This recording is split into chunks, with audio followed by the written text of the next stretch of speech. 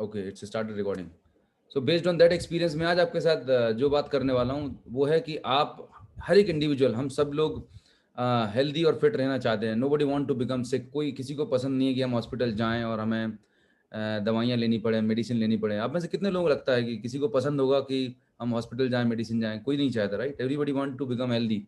किसी को बीमार नहीं, कोई नहीं चाहता बीमार होना। लेकिन इसके बावजूद भी हमारे घर में, हमारे अड़ोस में, पड़ोस में, रिलेशन में और इवन हमारी फैमिली में हम खुद कहीं ना कहीं कोई ना कोई हेल्थ रिलेटेड इश्यू को फेस कर रहे होते हैं। मतलब छोटी छोटी समस्या हो सकती हैं, वो हेयर फॉल हो सकता है, आपकी जनरल वीकनेस हो सकती है कि दिन भर हम काम करते हैं लेकिन एनर्जी नहीं है, बॉडी में दर्द हो सकता है, बैक पेन हो सकता है ना, कमर में दर्द हो सकता है, लोगों को डाइजेशन की प्रॉब्लम हो सकती है, राइट? ऐसे ये छोटी छोटी प्रॉब्लम्स हैं जिनको हमने अपनी ज़िंदगी का हिस्सा बना लिया है। बड़ी प्रॉब्लम तो है बीपी, शुगर है, राइट? ये ऐसी बीमारियां हैं जो हमारी ज़िंदगी का एक है ना, एक अभिन्न हिस्सा बन चुकी, इंडिस्पेंसिबल पार्ट बन चुकी। किसी से भी पूछो और कैसे हो, 40 ईयर्स एंड अब से सब कुछ बढ़िया है, बस मेरी एक बीपी की टैबलेट चलती है, सुबह ब्रेकफास्ट से ले लेता हूँ, और क्या, और सब बढ़िया है।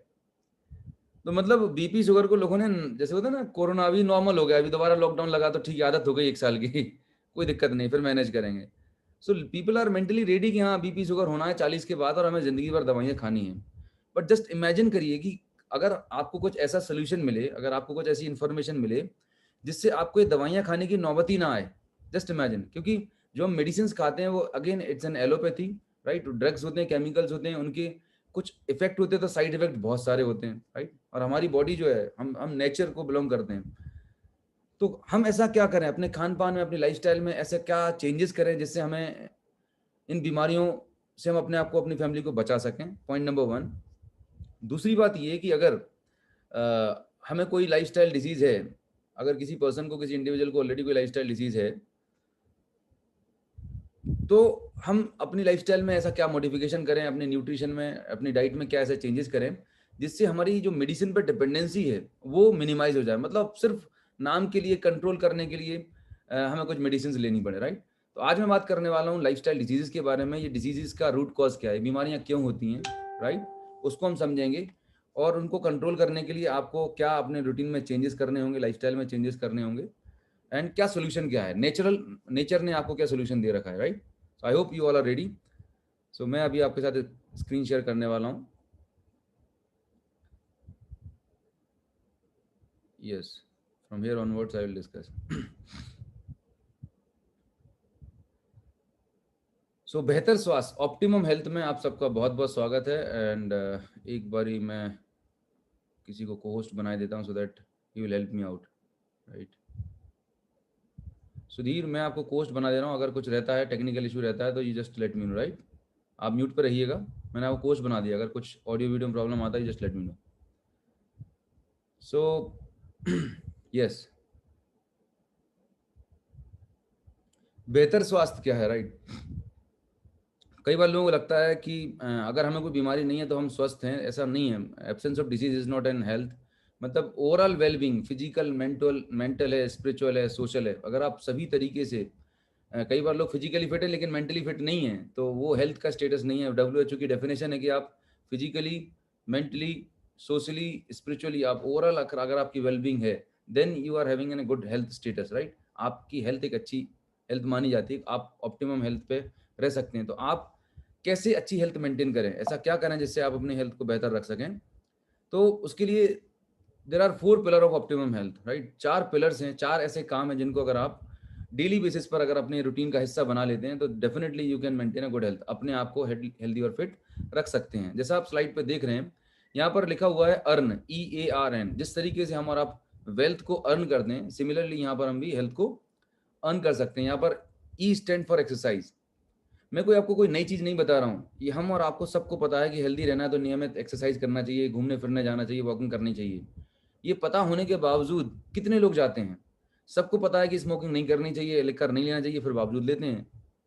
तो कहीं ना कहीं हम खुद रिस्पॉन्सिबल हैं, ऐसा नहीं कि हमें नहीं पता हो।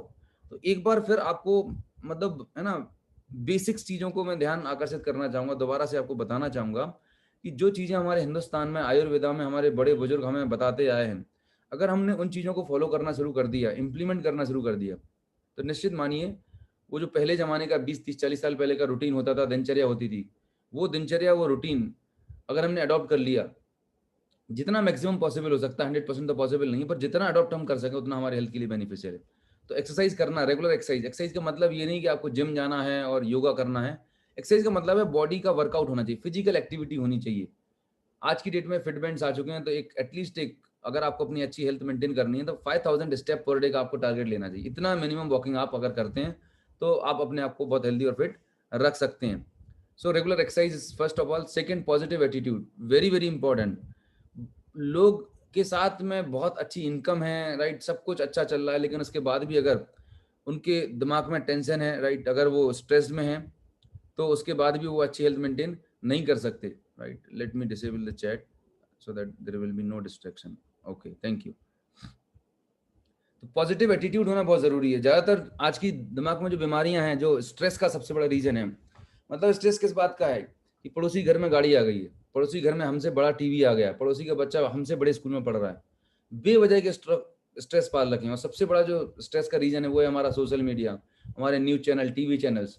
दिन भर इतना नेगेटिव दिखाया जाता है, आपके दिमाग में डाला जाता है कि आप कुछ भी, बिना कुछ भी ना चाहते हुए आपके दिमाग में स्ट्रेस पैदा हो जाता है। तो मेरी आपसे रिक्वेस्ट है कि आप अपने दिन की शुरुआत करें तो आप अपने आप को टीवी चैनल, न्यूज चैनल, जो भी नेगेटिव चीजें हैं उनसे आप दूर रखें। और रात को सोने से पहले आप कोई टीवी, न्यूज या कोई भी हॉरर सीरियल या कोई भी ऐसी चीजें ना देखें जिससे आपको स्ट्रेस पैदा होता हो। कुछ पॉजिटिव चीजें, कुछ अच्छा म्यूजिक, कुछ रिलैक्सिंग चीज आप देखें जिससे आपकी दिन की शुरुआत अच्छी हो और रात को आप सोने जाएं तो आप रिलैक्स मोड में रहें, राइट। तीसरी चीज है वो है adequate rest. As a human body हम एक मशीन की तरह काम करते हैं, we need rest also, right.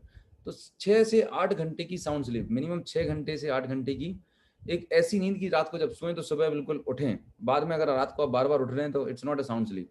तो एक प्रॉपर स्लीप आपकी होना जरूरी है। और एन का मतलब होता है न्यूट्रिशन, मतलब बैलेंस डाइट। तो आप में से जितने भी लोग आज इस सेशन को अटेंड कर रहे हैं, मैं अगर आपसे बात करूं कि आप में से कितने लोगों को लगता है कि आज आप बैलेंस डाइट ले रहे हैं, तो बहुत सारे लोगों का जवाब होता है कि मैं ले रहा हूँ। बहुत सारे लोग कंफ्यूज रहते हैं कि सर पता ही नहीं बैलेंस डाइट होती क्या है। पर let me tell you one thing, balance diet जो है, बैलेंस डाइट का मतलब क्या है, और राइट, और ओके। बहुत सारे लोगों को लगता है कि नहीं सर मैं तो दाल रोटी खा रहा हूँ और कोई भी तला भुना नहीं खाता हूँ, 2 रोटी सुबह 2 रोटी शाम को, दाल चावल खाता हूँ, मैं मतलब बहुत हेल्दी खाना ले रहा हूँ। मैं आपको बताना चाहूंगा ये बैलेंस डाइट नहीं होती है, कंट्रोल डाइट होती है, राइट। अच्छा, इन चारों चीजों में क्या चीज आपके कंट्रोल में है? एक्सरसाइज करना या ना करना आपके कंट्रोल में। आप चाहें तो कर सकते हैं, नहीं चाहेंगे तो कोई कुछ नहीं कर सकता। It's all dependence on you. Positive attitude रखना भी आपके हाथ में है, रेस्ट करना भी आपके हाथ में है। पर चौथा जो सबसे इंपॉर्टेंट पिलर है, जिस पे मैं आज पूरा प्रेजेंटेशन आज इसी पे बेस्ड है, न्यूट्रिशन बैलेंस डाइट पे बेस्ड है, कि बैलेंस डाइट आपके हाथ में लेना क्या है। आपके हाथ में ये है कि आप आज कौन सी सब्जी बनाएंगे, आप कौन सी दाल खाएंगे, ये आपके हाथ में है, ये चूज आप कर सकते हैं। बट जो सब्जी, दाल, फल, फूल, उनको कैसे प्रोड्यूस किया गया और वो आप तक कैसे पहुंचे, उनकी कैसे प्रोसेसिंग करी गई, वो आपके कंट्रोल में नहीं है। और ये सबसे बड़ा कंसर्न है आज हमारे देश में, राइट। हमारे देश में बहुत स्ट्रिक्ट कानून नहीं है, लोग कुछ भी अडल्ट्रेशन कर रहे हैं, मिलावट कर रहे हैं, जरूरत से ज्यादा केमिकल यूज कर रहे हैं। और वो adulteration, chemical, insecticide, pesticide, toxins कहीं ना कहीं हमारे बॉडी में धीरे धीरे जाके हमारे बॉडी को डैमेज कर रहे हैं। और फिर पता चल रहा है कि कैंसर जैसी खतरनाक बीमारी हो गई। तो आज हम बात करेंगे हम ऐसा क्या करें, आप अपने लाइफस्टाइल में ऐसा क्या करें, कुछ ऐसा न्यूट्रिशन लें जिससे आपके बॉडी में जो टॉक्सिन्स जा रहे हैं वो टॉक्सिन आपके बॉडी से बाहर निकल जाए और अपने आप को, आप अपनी बॉडी को प्रोटेक्ट कर सकें, राइट। सो इस चीज को डिटेल में समझने के पहले लेट्स अंडरस्टैंड ह्यूमन बॉडी। हम अपने बॉडी के बारे में समझते हैं कि हमारा ह्यूमन बॉडी है ये एक्चुअली में बना कैसे है, इसका पूरा सिस्टम कैसे काम कर रहा होता है। और एक थेरेपी है जिसको मैं बोलता हूँ सेलुलर नरिशमेंट थेरेपी। जैसे एक आयुर्वेदा है, नेचुरोपैथी है, एक्यूप्रेशर है, तमाम तरह की अलग अलग थेरेपीज हैं और हर एक थेरेपी का अपना एक ऑब्जेक्टिव होता है जिसके अपने अलग एडवांटेजेस होते हैं। तो सेलुलर नरिशमेंट थेरेपी के पीछे जो साइंस है वो ये है कि हमारे बॉडी की जो सबसे छोटी स्ट्रक्चरल फंक्शनल यूनिट होती है वो सेल होती है, राइट। यहाँ पर आप देख रहे होंगे स्क्रीन पर, सबसे छोटी यूनिट होती है सेल।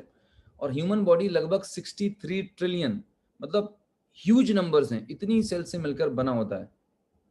और ये जो सेल है, एक सेल, हमारी लाइफ की सारी लिविंग एक्टिविटीज इस सेल के अंदर ऑपरेट हो रही होती है। जो भी हम एक्टिविटीज कर रहे हैं, हमारा जो हम खाना खाते हैं वो न्यूट्रिशन सेल के अंदर जा रहा होता है, सेल के अंदर से हमें एनर्जी प्रोड्यूस हो रही होती है। हमारे बॉडी में जितनी भी लिविंग प्रोसेस चल रही है वो सेल के लेवल पर चल रही होती है। मतलब हमारे बॉडी को अगर बात करें कि कौन रिप्रेजेंट कर रहा है, तो हमारी बॉडी के सेल जो है वो एक रिप्रेजेंटेशन है। तो जब ये सेल आपस में मिलती हैं तो बनते हैं टिश्यूज, टिश्यूज आपस में मिलते हैं तो बनते हैं ऑर्गन, और ऑर्गन आपस में मिलते हैं तो बनते हैं सिस्टम। हमारे बॉडी में अलग अलग काम करने का अलग अलग सिस्टम है। जैसे कि सर्कुलेटरी सिस्टम अलग है, जिसका काम है पूरे बॉडी में ब्लड को सप्लाई करना। डाइजेस्टिव सिस्टम का काम है पूरे बॉडी में डाइजेशन को मेंटेन करना। एक्सक्रीटरी सिस्टम का है हमारे बॉडी से पूरे टॉक्सिन्स को, वेस्ट मटेरियल को निकालना, राइट। रिप्रोडक्टिव सिस्टम का एक अलग काम है। एंडोक्राइन सिस्टम का अलग काम है, राइट। इम्यूनिटी सिस्टम का एक अलग काम है। तो हमारे बॉडी में अलग अलग डिपार्टमेंट्स हैं, अलग अलग सिस्टम है, जिनके अपना एक जिम्मेदारी है। जब ये सिस्टम आपस में मिलके काम कर रहे होते हैं तो एक एज ए पूरी बॉडी मशीनरी हमारी काम कर रही होती है। जैसे कि हमारे देश में अलग अलग डिपार्टमेंट होते हैं, किसी कंपनी में अलग अलग डिपार्टमेंट होते हैं। अगर सारे डिपार्टमेंट आपस में कोऑर्डिनेशन से काम करेंगे तो एक कंपनी, एक संस्था, एक देश बहुत अच्छे से चलने वाला है। लेकिन अगर कोई डिपार्टमेंट दूसरे डिपार्टमेंट से क्लैश कर ले, कोऑर्डिनेट नहीं करे, तो क्या लगता है वो सिस्टम ठीक से काम कर पाएगा? नहीं कर पाएगा। सेम हमारी ह्यूमन बॉडी के साथ में है। तो कोई भी सिस्टम का मेन काम क्या है? सेल। अब सेल को जो प्रॉपर न्यूट्रिशन मिलना चाहिए, प्रॉपर प्रोटीन विटामिन मिलना चाहिए, वो नहीं मिल पा रहा है। उसका सबसे बड़ा रीजन ये है कि हमारी अनहेल्दी लाइफस्टाइल हो चुकी है, हमारा खाने पाने का रूटीन पूरा डिस्टर्ब हो चुका है, और ऊपर से टॉक्सिन्स और पोल्यूशंस सेल के अंदर एक्यूमुलेट होते जा रहे हैं जो निकल नहीं रहे। तो इससे हो क्या रहा है, ओवरऑल जो सेल की परफॉर्म करने की कैपेसिटी थी वो धीरे धीरे रिड्यूस होती जा रही है। मतलब अगर आपके डाइजेशन, लिवर की सेल्स जो परफॉर्म करना चाहिए, अगर वो प्रॉपर परफॉर्म नहीं करेगी, इसका मतलब आपका लिवर ठीक से काम नहीं करेगा। जब लिवर ठीक से काम नहीं करेगा तो क्या होगा? आपको डाइजेशन से रिलेटेड प्रॉब्लम होने लगेगी। अब आप डाइजेशन के लिए चूरन खा लें, लग्जेटिव खा लें, कुछ भी कर लें, वो सिर्फ टेम्परेरी काम है। जब तक रूट कॉज पे काम नहीं होगा तब तक आपको परमानेंट रिलीफ नहीं मिलने वाला। तो आज हम बात करेंगे कि जो सेल है ना, आयुर्वेदा में बोला जाता है कि कोई भी बीमारी की रूट कॉज क्या है? जड़। तो सेल, अगर आपने सेल को प्रॉपर न्यूट्रिशन पहुंचा दिया और सेल के अंदर जो टॉक्सिन्स है वो निकाल दिए, तो आपकी सेल ऑप्टिमम लेवल पर, अच्छे लेवल परफॉर्म करेगी। जब आपकी सेल अच्छे से परफॉर्म करेगी तो as a overall human body जो आपकी है, शरीर है, ये परफेक्ट तरीके से काम करने वाला है। सो सेलुलर नरिशमेंट थेरेपी का जो ऑब्जेक्टिव है वो ये है कि आपके सेलुलर लेवल तक प्रॉपर न्यूट्रिशन पहुंचाना, जिससे आपकी पूरे ह्यूमन बॉडी अच्छे तरीके से काम कर पाए। तो ये कैसे पॉसिबल होगा? देखिए, हमारे बॉडी को जो चाहिए, वो हमारे बॉडी को चाहिए फ्रेश एयर। आज मैं दिल्ली, आज न्यूज़पेपर देख रहा था, दिल्ली में वर्ल्ड की टॉप सिटीज में अगर पोल्यूशन की बात करी जाती है, हमारे बॉडी को फ्रेश एयर चाहिए, पर इतना हाई लेवल का पोल्यूशन है कि वो ये पोल्यूशन टॉक्सिन्स हमारे बॉडी में जा रहे हैं। अब इससे बचने के लिए आपके क्या सोल्यूशन है? भाई आप ऐसा तो नहीं घर के अंदर हमेशा बंद रहेंगे, आपको बाहर जाना है, ट्रैवल करना, सब कुछ करना है। तो फ्रेश एयर चाहिए, लेकिन मिल रही है पोल्यूटेड एयर। हमें चाहिए प्योर वाटर, लेकिन कहीं ना कहीं बहुत सारी ऐसी फैमिलीज हैं, बहुत सारे ऐसे लोग हैं जिनको प्योर वाटर नहीं मिल पा रहा। हर जगह आरओ वाटर नहीं लगा हुआ है। हमारे बॉडी को चाहिए 46 डिफरेंट टाइप के विटामिन और मिनरल, लेकिन हमारा डाइट क्या है?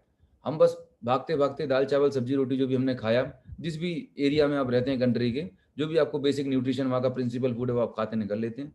बट जो आपने खाना खाया, जो आपने पेट भर खाना खाया, क्या उस खाने में जितनी आपकी बॉडी को रिक्वायरमेंट थी उतना न्यूट्रिशन आपने दिया? सवाल ये है, राइट। सो सिर्फ पेट भरने मात्र से ये मत समझिए, पेट भर तो बर्गर और पिज्जा से भर जाता है, राइट। पर क्या आपकी बॉडी को उतना न्यूट्रिशन मिल पाता है?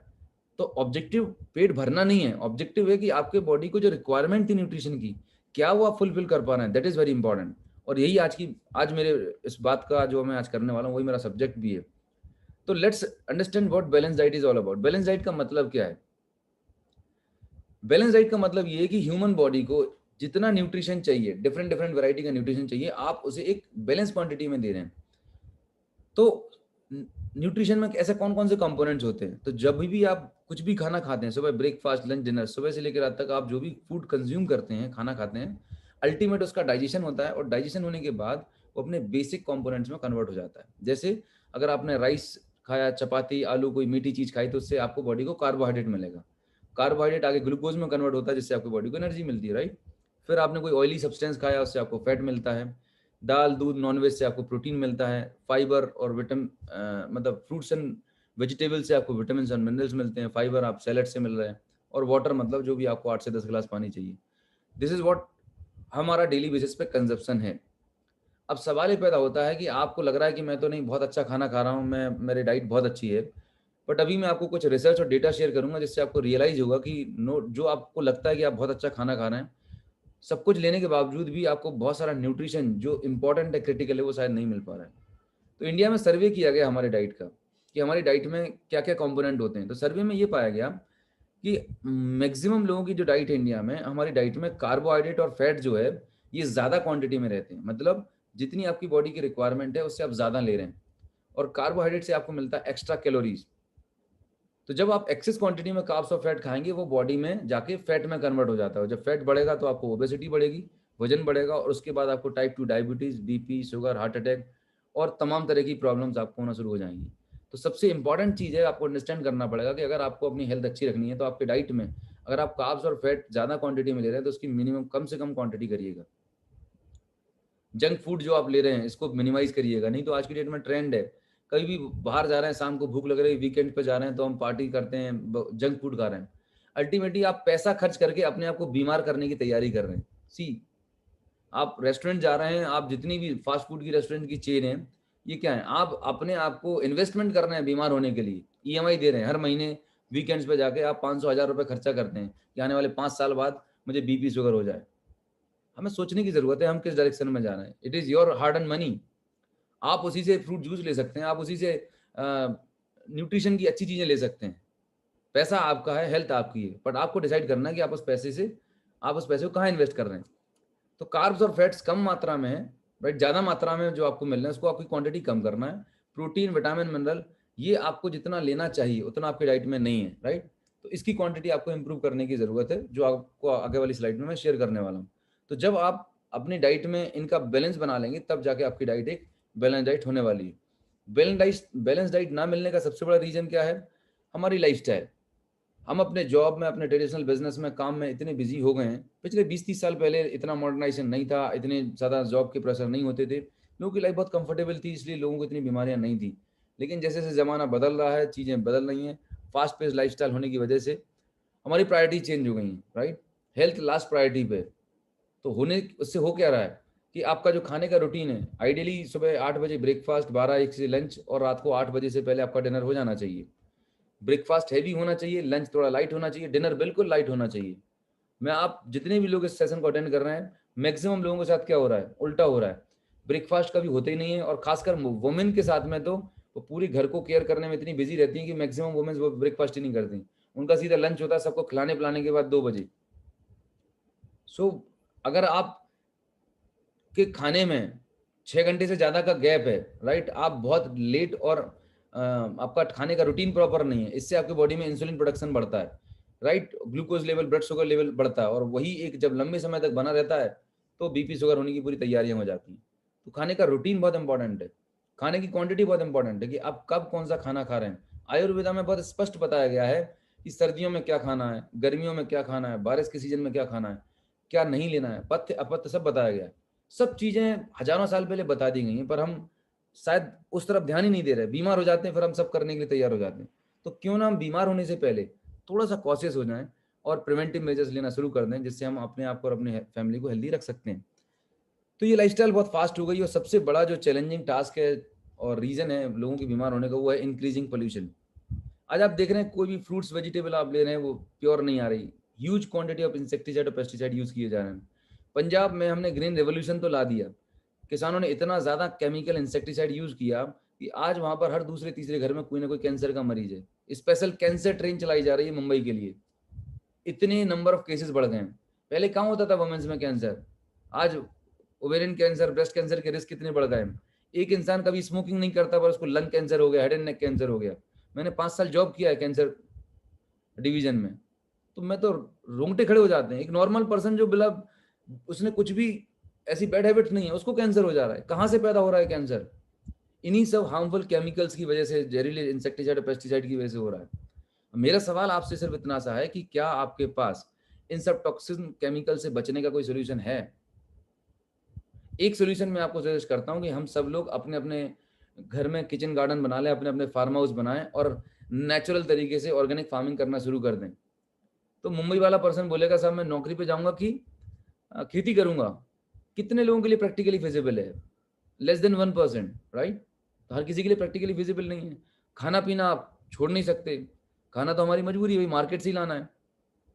तो इसमें बहुत सारा रिसर्च किया गया कि हम ऐसा क्या करें जिससे ये जो हमारे बॉडी में टॉक्सिन्स और पोल्यूशन जा रहे हैं ये न्यूट्रलाइज हो जाएं, इनएक्टिव हो जाएं, और इनसे होने वाला जो डैमेज है उनसे हम अपने आप को प्रोटेक्ट कर लें। दूसरी चीज़ है फ्री रेडिकल्स। फ्री रेडिकल्स मतलब इसको समझिएगा अगर, कि जब आप घर में एप्पल को काट के रख देते हैं तो एप्पल कैसा हो जाता है? रेड कलर का हो जाता है। क्यों हो जाता है? क्योंकि बाहर इतना ऑक्सीडेशन है, फ्री रेडिकल्स हैं जो उसको डैमेज कर रहे हैं। लोहे को आप खुला छोड़ देते हैं तो उसमें जंग लग जाती है, रस्ट लग जाती है। ठीक ऐसे ही फ्री रेडिकल्स क्या करते हैं, हमारे बॉडी को इंटरनली डैमेज कर रहे हैं फ्री रेडिकल्स। और जब लंबे समय तक ये डैमेज होती रहती है तो वो एक क्रोनिक डिजेनरेटिव डिजीज में कन्वर्ट हो जाती है। क्रोनिक डिजेनरेटिव डिजीज, क्रोनिक मतलब लंबे समय तक चलने वाली, डिजेनरेटिव मतलब धीरे धीरे जो डैमेज हो रही है, डिजेनरेटिव डिजीज। और एक बार ये डिजीज आपके बॉडी में पनप गई, एस्टेब्लिश हो गई, फिर दवाइयां जिंदगी भर खाना है और परेशानी परेशानी झेलना है। तो मैं आपसे जो बात कर रहा हूँ, इतना सब कुछ बताने के पीछे जो मेरा पर्पस है वो ये है कि वक्त आ गया है अब जागने का, बहुत हो गया। ये जो लिस्ट आपके सामने दिख रही है ये वो डिसीज की लिस्ट है, cancer, sugar, heart attack, blood pressure, arthritis, asthma, right. ये सारी की सारी बीमारियां किसी बैक्टीरिया और वायरस के इन्फेक्शन से नहीं होती। दो तरह की बीमारियां होती हैं, एक बीमारी जो होती है बैक्टीरिया वायरस के इन्फेक्शन से होती है, जिसको हम बोलते हैं इन्फेक्शियस डिसीजेस। वैसी बीमारियों को कंट्रोल करने के लिए मेडिकल साइंस ने, एलोपैथी ने तमाम तरह की दवाइयां, एंटीबायोटिक और वैक्सीन बना ली है, तो वो कंट्रोल हो गई। जैसे अभी कोविड आया, ये वायरस की वजह से हो रहा है तो उसके लिए वैक्सीन बना लिया, काम खत्म, वैक्सीन लग जाएगा, इम्यूनिटी डेवलप हो जाएगी, काम खत्म हो जाएगी। लेकिन ये जो बीमारियां हैं, इन बीमारियों के साथ सबसे बड़ा चैलेंज ये है, बीपी, शुगर, हार्ट अटैक के साथ में, कि ये बीमारी कभी एक दिन में डेवलप नहीं होती। ऐसा नहीं होता कि कल आप किसी बर्थडे पार्टी में गए या किसी शादी पार्टी में गए, आपने तो रसगुल्ले ज़्यादा खा लिए या बटर ज़्यादा लगा लिया तो आपको अगले दिन हार्ट अटैक आ गया, बीपी डायग्नोज हो गया। ऐसा नहीं होता, एक दिन में डेवलप नहीं होती। ये बीमारी आपके बॉडी में धीरे धीरे डेवलप हो रही होती है, और जब ये डेवलप हो रही होती है तब आपको पता नहीं रहता। पता कब चलता है? पता चलता है ऑल ऑफ सडन, कि कल तो वर्मा जी से मिला था, शाम को बहुत बढ़िया थे, और आज सुबह वर्मा जी आईसीयू में एडमिट है, क्या हो गया? क्योंकि उनको हार्ट अटैक आ गया। तो वर्मा जी को, यहाँ पर अगर कोई मिस्टर वर्मा हो तो don't take it personal, I am just taking an example. Verma ji को रातों रात हार्ट अटैक नहीं आया। वर्मा जी ने पिछले 20 साल बहुत कड़ी मेहनत करी हार्ट अटैक लाने के लिए। वर्मा जी ने कभी सुबह वॉकिंग नहीं करी, वर्मा जी ने दबा के रसगुल्ले खाए, दबा के कार्बोहाइड्रेट खाया, और कभी वीकेंड में पार्टी होती थी, सब कुछ होते, सारे अच्छे काम जो करने चाहिए हार्ट अटैक लाने के लिए उन्होंने किए। अब हार्ट अटैक आ गया, अब भगवान के पास मंदिर में जाके विनती करना है कि भगवान बचा लो। भगवान क्या करेंगे बताइए मुझे? वी आर रिस्पॉन्सिबल, हम जिम्मेदार हैं इन बीमारियों के लिए, हमने अपनी गलतियों से पैदा करी हैं। तो जब ये बीमारियां हमने पैदा करी हैं तो हम ही खत्म कर सकते हैं ना। अगर अभी किसी को बोला जाए, इसीलिए बोला जाता है कि once you achieve age of 25 years, 20-25 साल के जब हो जाते हैं, आपको साल में एक बार एनुअल हेल्थ चेकअप करा लेना चाहिए। उससे पता क्या होगा कि अगर आपके बॉडी में कोई भी पैरामीटर डिस्टर्ब हो रहा होगा तो आपको पहले से पता चल जाएगा। थोड़ा सा अगर शुगर लेवल, मतलब प्री डायबिटिक कंडीशन में है, आपकी शुगर 170-180 के आसपास जा रही है, 200 के ऊपर नहीं गई है, तो आप कंट्रोल कर सकते हैं। लिपिड प्रोफाइल थोड़ा सा बड़ा है तो आप उसे कंट्रोल कर सकते हैं। तो अगर आपको हेल्दी और फिट रहना है तो आपको एक बार साल में एक बार कंप्लीट चेकअप कराना चाहिए। आपकी एनिवर्सरी, बर्थडे आप फिक्स कर लीजिए, पर कराते रहिए, जिससे अगर कोई भी प्रॉब्लम होगी तो आप उसको अर्ली एज में, बहुत अर्ली से डिटेक्ट कर सकते हैं। पर हम ऐसा नहीं करते, क्यों नहीं करते? अरे यार सर, कुछ भी अगर हमने चेकअप कराया, कुछ भी चीजें डिस्टर्ब निकलेगी तो टेंशन शुरू हो जाएगी। अच्छा, जब हार्ट अटैक आएगा तब ज्यादा टेंशन होगी कि अभी अगर हम चेकअप करा लें और थोड़ा सा कोलेस्ट्रॉल बढ़ा निकले और हम अपने लाइफस्टाइल को चेंज करके उसे कंट्रोल कर लें। समझदारी कहाँ पर है? हमें सोचने की जरूरत है। हमारे पास जो 2 व्हीलर 4 व्हीलर है ना, उसकी हम साल में 4 बार 5 बार सर्विस कराते हैं खराब होने से पहले। आप याद करो कि आपने स्वस्थ रहते हुए कब अपना चेकअप कराने की सोची? हमने अपने बॉडी को टेकन फॉर ग्रांटेड ले लिया है, क्योंकि फ्री में मिली हुई है। गाड़ी की चिंता इसलिए क्योंकि 10 लाख रुपए लगाए हुए हैं। Take your body very seriously, इसको एक मंदिर की तरह ट्रीट करें। जैसा आप बॉडी को ट्रीट करने वाले हैं, बॉडी भी आपको वैसे रिप्लाई देने वाली है। चॉइस आपके पास है। अगर आप इस पर अत्याचार करोगे तो फिर रेस्ट ऑफ द लाइफ 40-45 के बाद तैयार हो जाओ, जिंदगी भर आपको पेन झेलना होगा। So the point is that आपके पास दो सोल्यूशन है, दो ऑप्शन है। अगर आज आप हेल्दी हैं, आपके पास ऊपर वाले की ब्लेसिंग्स है, कृपा है कि आज आपको कोई मेडिसिन नहीं लेनी पड़ रही, राइट? तो क्यों ना हम आज से और अभी से अपनी हेल्थ को मेंटेन करने के लिए कुछ लाइफस्टाइल चेंजेस करें, कुछ हेल्दी हैबिट्स डेवलप करें। दूसरा ऑप्शन हो सकता है बहुत सारे लोगों के पास, सर अभी तो कोई दिक्कत नहीं है, कोई चैलेंज नहीं है, जब हार्ट अटैक आएगा तब मैं कुछ चेंजेस करूंगा, तब मैं कुछ समझूंगा आपकी बात को। तो चॉइस आपके पास है। तब आप अगर बाद में करेंगे तब आपके आपके हाथ में चीजें नहीं होंगी। चीजें आज आपके हाथ में, कंट्रोल में। अगर आज से अभी आप काम करेंगे, अभी आप जो काम करेंगे, हो सकता है 100-200-500-1000 रुपए में काम निपट जाएगा, लेकिन जब बीमार होने की बात करेंगे तो लाखों रुपए लग जाएंगे, फिर भी आराम नहीं मिलने वाला। So I am talking about prevention. Prevention is always better than cure. Now तो सोल्यूशन क्या है? अगर आपको हेल्दी रहना है, फिट रहना है, प्रिवेंट अपने आप को लाइफस्टाइल डिजीज से बचाना है, तो वही 4 पिलर पे काम करना है। Regular exercise, positive attitude, rest, nutrition. Nutrition मतलब आप जो खाना खाते थे, वो जो आप खाना खा रहे खाते रहिएगा। खाने में आप जो एक्स्ट्रा कैलोरी, जंक फूड लेते थे, उसको मिनिमाइज कर दीजिएगा। अब आपके खाने में जो न्यूट्रिएंट नहीं मिल पा रहा है, हो सकता है कुछ विटामिन, कुछ मिनरल, कुछ प्रोटीन जो आपको चाहिए वो नहीं मिल पा रहा है, उसको आप नेचुरल तरीके से सप्लीमेंट के माध्यम से पूरा कर सकते हैं। अगर आप वो पूरा कर देंगे अभी से, तो फ्यूचर में आपको मेडिसिन लेने की नौबत नहीं आएगी। चांसेस हैं 99% या मोर देन 90% चांसेस है कि आपको मेडिसिन की जरूरत नहीं पड़ेगी, क्योंकि आपने अपनी हेल्थ को मेंटेन करके रखा हुआ है। अगर आप ऐसा नहीं करते हैं, तो आने वाले 5, 10, 15 साल के बाद दवाइयाँ खाने के लिए तैयार हो जाइए।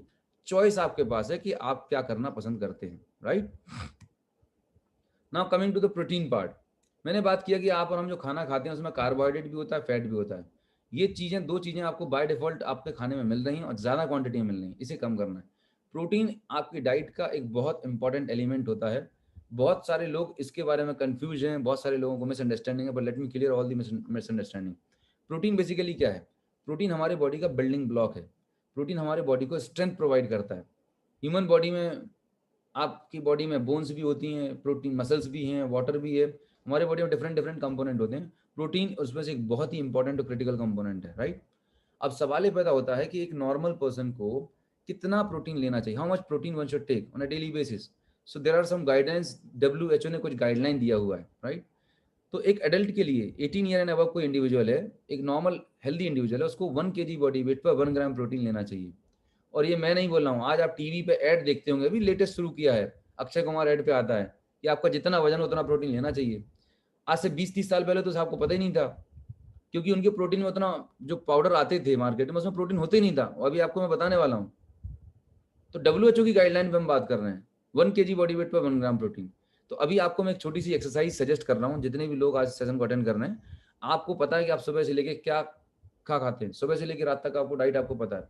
उसमें से आपको प्रोटीन पार्ट कैलकुलेट करना है कि how much protein you are consuming on a daily basis, right? अभी मैं चार्ट बताऊंगा, उससे आपको क्लियर हो जाएगा। बच्चों को कितना चाहिए? बच्चे चूंकि ग्रोइंग एज होती है, उनका ओवरऑल डेवलपमेंट हो रहा होता है, तो they need extra protein. 1 kg body weight पर 1.5 ग्राम प्रोटीन चाहिए, 1.5 ग्राम प्रोटीन चाहिए। और जो प्रेग्नेंट और लैक्टेटिंग मदर्स हैं, उनके लिए थोड़ा सा और एक्स्ट्रा प्रोटीन चाहिए, दे नीड 1.75 ग्राम प्रोटीन पर 1 kg बॉडी वेट, उनको खुद के लिए और ग्रोइंग फीटस के लिए। ज्यादातर वुमेन्स ड्यूरिंग प्रेगनेंसी में जितनी आजकल जो कॉम्प्लिकेशंस आ रहे हैं, बाय बर्थ जो प्रॉब्लम्स आते हैं, बच्चे अंडरवेट हो रहे हैं, क्यों हो रहे हैं? क्योंकि उनको प्रोटीन ही नहीं दिया जा रहा। प्रोटीन जो दिया जाता है, जो नर्सिंग होम में यहाँ वहाँ सजेस्ट किया जाता है, उसमें प्रोटीन कंसंट्रेशन होती नहीं है, चॉकलेट फ्लेवर और चीनी भरी रहती है, क्योंकि हमें उसकी एजुकेशन नहीं है, राइट? सजेस्ट कर दिया और हमने खा लिया। सो अभी मैं एज्यूम कर रहा हूँ कि आप सब लोग 18 ईयर एंड अबव हैं। अगर आपकी बॉडी वेट 60 kg है, 70 kg है, तो अगर आप 60 kg के, तो unit 60 gram protein per day. But वो जानने से पहले ये समझते हैं कि प्रोटीन एक्चुअली करता क्या है आपके बॉडी में, प्रोटीन का क्या फंक्शन है। Let's understand. हमारे बॉडी में जो हमारे हेयर हैं, हमारी जो स्किन है और हमारे जो नेल्स हैं, they all are made up of protein. Hair, skin, nail हमारे बॉडी में जो है वो प्रोटीन से बना होता है। आपके बॉडी में जो हीमोग्लोबिन है, जो आपके बॉडी में ऑक्सीजन को ट्रांसपोर्ट करता है ब्लड में, पूरे बॉडी में डिस्ट्रीब्यूट करता है, तो हीमोग्लोबिन में भी प्रोटीन एक बहुत बड़ा इंपॉर्टेंट कंपोनेंट होता है। लोगों को एक कंफ्यूजन है कि हीमोग्लोबिन मतलब iron. For your kind information में बताना चाहूंगा, हीमोग्लोबिन दो चीजों से मिलकर बनता है। एक तो हीम पार्ट होता है, दूसरा होता है ग्लोबिन पार्ट। जो हीम पार्ट होता है वो होता है आयरन, राइट? और जो ग्लोबिन पार्ट होता है प्रोटीन। जब आयरन और प्रोटीन आपस में मिल जाते हैं, तब एक परफेक्ट हीमोग्लोबिन मॉलिक्यूल बनता है, राइट? हमारे बॉडी में जो ब्रेन टिश्यूज हैं, नर्व्स हैं, उसके ऊपर प्रोटीन की माइलिन शीट होती है, वो प्रोटीन चाहिए। आपके बॉडी में जितने भी एंजाइम्स हैं, हार्मोन्स हैं, चाहे वो इंसुलिन हार्मोन हो, चाहे वो थायराइड हार्मोन हो, they all are made up of protein. हमारे बॉडी में हमारा जो डिफेंस मैकेनिज्म सिस्टम है, इम्यून सिस्टम है, जो एंटीबॉडीज बनते हैं, उनको प्रोड्यूस करने के लिए आपको चाहिए प्रोटीन। आपके बॉडी में जितनी भी डैमेज है, रिपेयरिंग के लिए क्या चाहिए? प्रोटीन चाहिए। जस्ट मसल्स पार्ट आपके बॉडी में जितना है, वो सब प्रोटीन से बना हुआ है। आपको क्या लगता है, आपके बॉडी में जो प्रोटीन इतने सारे फंक्शन कर रहा है, they are the most important critical functions. अब 1 मिनट के लिए थोड़ा समझिएगा। मैंने आपको बताया कि हमारी ह्यूमन बॉडी एक मशीन की तरह काम करती है। आप इसमें जितना इनपुट डालेंगे, उतना आउटपुट इससे एक्सपेक्ट कर सकते हैं। अब आपकी बॉडी को रिक्वायरमेंट है 60 ग्राम ऑफ प्रोटीन की, 60 to 70 ग्राम प्रोटीन चाहिए एक एडल्ट के लिए। और आप कंज्यूम अगर सफिशिएंट क्वांटिटी में प्रोटीन नहीं खाएंगे, तो क्या आपको लगता है कि ये सारे जो फंक्शन आपके बॉडी में होने चाहिए ये परफेक्ट चलने वाले हैं? नहीं चलने वाले। चलिए समझते हैं कैसे। यहाँ पर एक चार्ट दिया हुआ है, इस चार्ट में आप समझिएगा कि अगर एक कोई healthy individual, normal individual 60 KG का है, ही नीड 60 ग्राम ऑफ प्रोटीन। अगर आप चपाती जो फुल्की होती है, वो एक चपाती पर डे लेते हैं तो लगभग 1 से 2 ग्राम प्रोटीन वहाँ पे मिल जाता है। दिन भर में अगर आपने 10 चपाती ले ली तो 10 से 12 ग्राम प्रोटीन आपको चपाती से मिल गया। एक कटोरी दाल में लगभग 2 से 4 ग्राम प्रोटीन होता है। अगर आपने 2 कटोरी दाल ले ली तो लगभग 4 से 6 ग्राम 8 ग्राम प्रोटीन वहाँ से मिल गया। 12 और 8 20 ग्राम हो गया। गलती से 1 आध ग्राम दूध भी ले लिया आपने तो 2-4 ग्राम वहाँ से आपको मिल गया। कुल मिला के अगर आप देखें तो 20 से 25 ग्राम प्रोटीन आपको मिल पा रहा है। अगर आपने एग ले लिया, नॉन वेज ले लिया जिस दिन, 5-10 ग्राम वहाँ से मिल जाएगा। आपकी रिक्वायरमेंट कितनी है? Your requirement is 60 to 70 gram per day और आप सप्लाई कितना कर रहे हैं? 20 से 25 ग्राम पर डे। लगभग 30 to 40 ग्राम की डेफिशिएंसी है। और ये मैं नहीं बात कर रहा हूँ, इंडिया की जानी मानी मेडिकल संस्था है ICMR, Indian council of medical research ने इंडिया में सर्वे किया है और ये डेटा निकाला है कि 80% इंडियन अपनी डाइट में जितना आपका रिक्वायरमेंट ऑफ प्रोटीन है उसका 50% भी नहीं ले रहे हैं। जस्ट इमेजिन करिएगा, हम गलत फहमी में जी रहे हैं, ज्यादातर लोगों को पता ही नहीं है। अब इसको एक छोटे से एग्जांपल से समझिए। मान के चलिए आपके पास एक स्कूटी है, एक 2 व्हीलर है। आपकी स्कूटी का एवरेज है 40 किलोमीटर पर लीटर। अगर मैं आपको बोलूं कि आपकी अपनी स्कूटी का पेट्रोल टैंक खाली करें और उसमें 250 ml पेट्रोल डालें और फिर उस स्कूटी को चलाएं, तो क्या वो 40 किलोमीटर जाने वाली है? नहीं जा सकती। 10 से 15 किलोमीटर आपकी स्कूटी जाएगी, उसके बाद आपको रिजर्व लगाना पड़ेगा और फिर और चलाने का प्रयास करेंगे तो स्कूटी आपकी बंद हो जाएगी, क्योंकि उसका पैरामीटर फिक्स है कि 1 लीटर पेट्रोल डालोगे तो 40 किलोमीटर जाएगी। अब आप समझिएगा आप अपनी बॉडी के साथ क्या कर रहे हैं पिछले 30, 40, 50 साल से, जो भी आपकी एज ग्रुप है। रिक्वायरमेंट 60 to 70 ग्राम की और आप उसे सप्लाई कर रहे हैं 15 से 20 ग्राम, 25 ग्राम। ये 20 से 30 ग्राम का जो गैप है, न्यूट्रिशनल गैप, डेफिशिएंसी है, ये आपकी बॉडी कितने दिन तक मैनेज करेगी? 1 महीना, 1 साल, 2 साल, 5 साल। जब ये डेफिशिएंसी लगातार और लंबे समय तक बनी रहती है, इससे आपकी बॉडी में एक न्यूट्रिशनल गैप क्रिएट हो जाता है। और उसका इम्पैक्ट क्या होता है? उसका इम्पैक्ट आपकी बॉडी, याद रखना, आपके बॉडी में कोई भी बीमारी आती है, कोई भी प्रॉब्लम आती है तो वो आपको सिग्नल देती है, राइट? आपको सिम्टम्स दिखाती है। सिम्टम्स आने का पर्पज ये कि बॉडी आपको इंडिकेट कर रही है कि भाई साहब ये कुछ प्रॉब्लम है, you should take care of this. अगर आपको फीवर है, राइट, तो ये बॉडी का एक पॉजिटिव सिग्नल है कि बॉडी के अंदर कुछ प्रॉब्लम है, you should take care of that. अगर आपको हेडेक है, हेडेक कोई बीमारी नहीं है, आपकी बॉडी आपको इंडिकेट कर रही है कि सर आप रेस्ट कर लीजिएगा, थोड़ा सा रिलैक्स हो जाइएगा, जिससे मुझे रिलैक्स मिल जाए। अगर आपको छींक आती है तो बॉडी की एक डिफेंस मैकेनिज्म, प्रोटेक्शन है कि अंदर आपकी रेस्पिरेटरी सिस्टम में कुछ कचरा, कुछ गंदगी गई, उसको बाहर फेंकने की प्रोसेस है। ये बॉडी की अपने सिम्टम्स इंडिकेट कर रही होती है। लेकिन जब हम ये इन सिम्टम्स को इग्नोर करते हैं लंबे समय तक, तो वही एक बड़ी क्रॉनिक डिजीज में कन्वर्ट हो जाती है। अब समझिए 30 ग्राम 40 ग्राम की डेफिशिएंसी है और आप सोच रहे हैं कि मेरे बाल सफेद ना हो, मेरे बाल ना झड़ें। दुनिया कोई ताकत नहीं रुक सकती। 80-90% वुमेन्स को हेयर फॉल की प्रॉब्लम है। अब हेयर फॉल हो रहे हैं, गुच्छे के गुच्छे निकल रहे हैं, राइट? उसका रूट कॉज क्या है? आप किसी डॉक्टर के पास जाते हैं या कहीं नॉर्मल देखते, टीवी एड देखते, तो क्या करते हैं? कोई शैम्पू, कोई कंडीशनर आपने जो फैंसी एड देख लिया, लगा लीजिए, सुपरफिशियल। आप ऊपर से कितना ही शैम्पू, कंडीशनर, दुनिया का बेस्ट ऑफ द बेस्ट तेल क्रीम लगा लेना, कुछ नहीं होने वाला। You are wasting your money. उसका रीजन क्या है? आपके जो हेयर की रूट्स हैं वो आपकी स्कैल्प के अंदर है।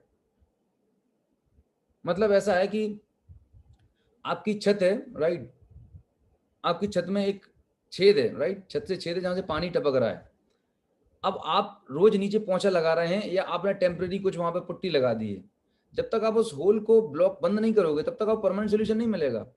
आपकी डाइट में जब तक आप प्रोटीन इंटेक इंप्रूव नहीं करेंगे, आपके हेयर फॉल कंट्रोल नहीं होने वाले, प्रोवाइडेड अगर वो बिकॉज ऑफ प्रोटीन डेफिशिएंसी। पर 80-90% ज्यादा it is because of protein deficiency. Muscular weakness, maximum लोगों को, वुमेन्स में या जेंट्स में ही बात करता हूँ, बैक पेन की प्रॉब्लम है, नीचे पैर दर्द होने लगते, थोड़ा सा भी काम करते हैं एक्सर्शन हो जाता है, स्टेमिना नहीं बची।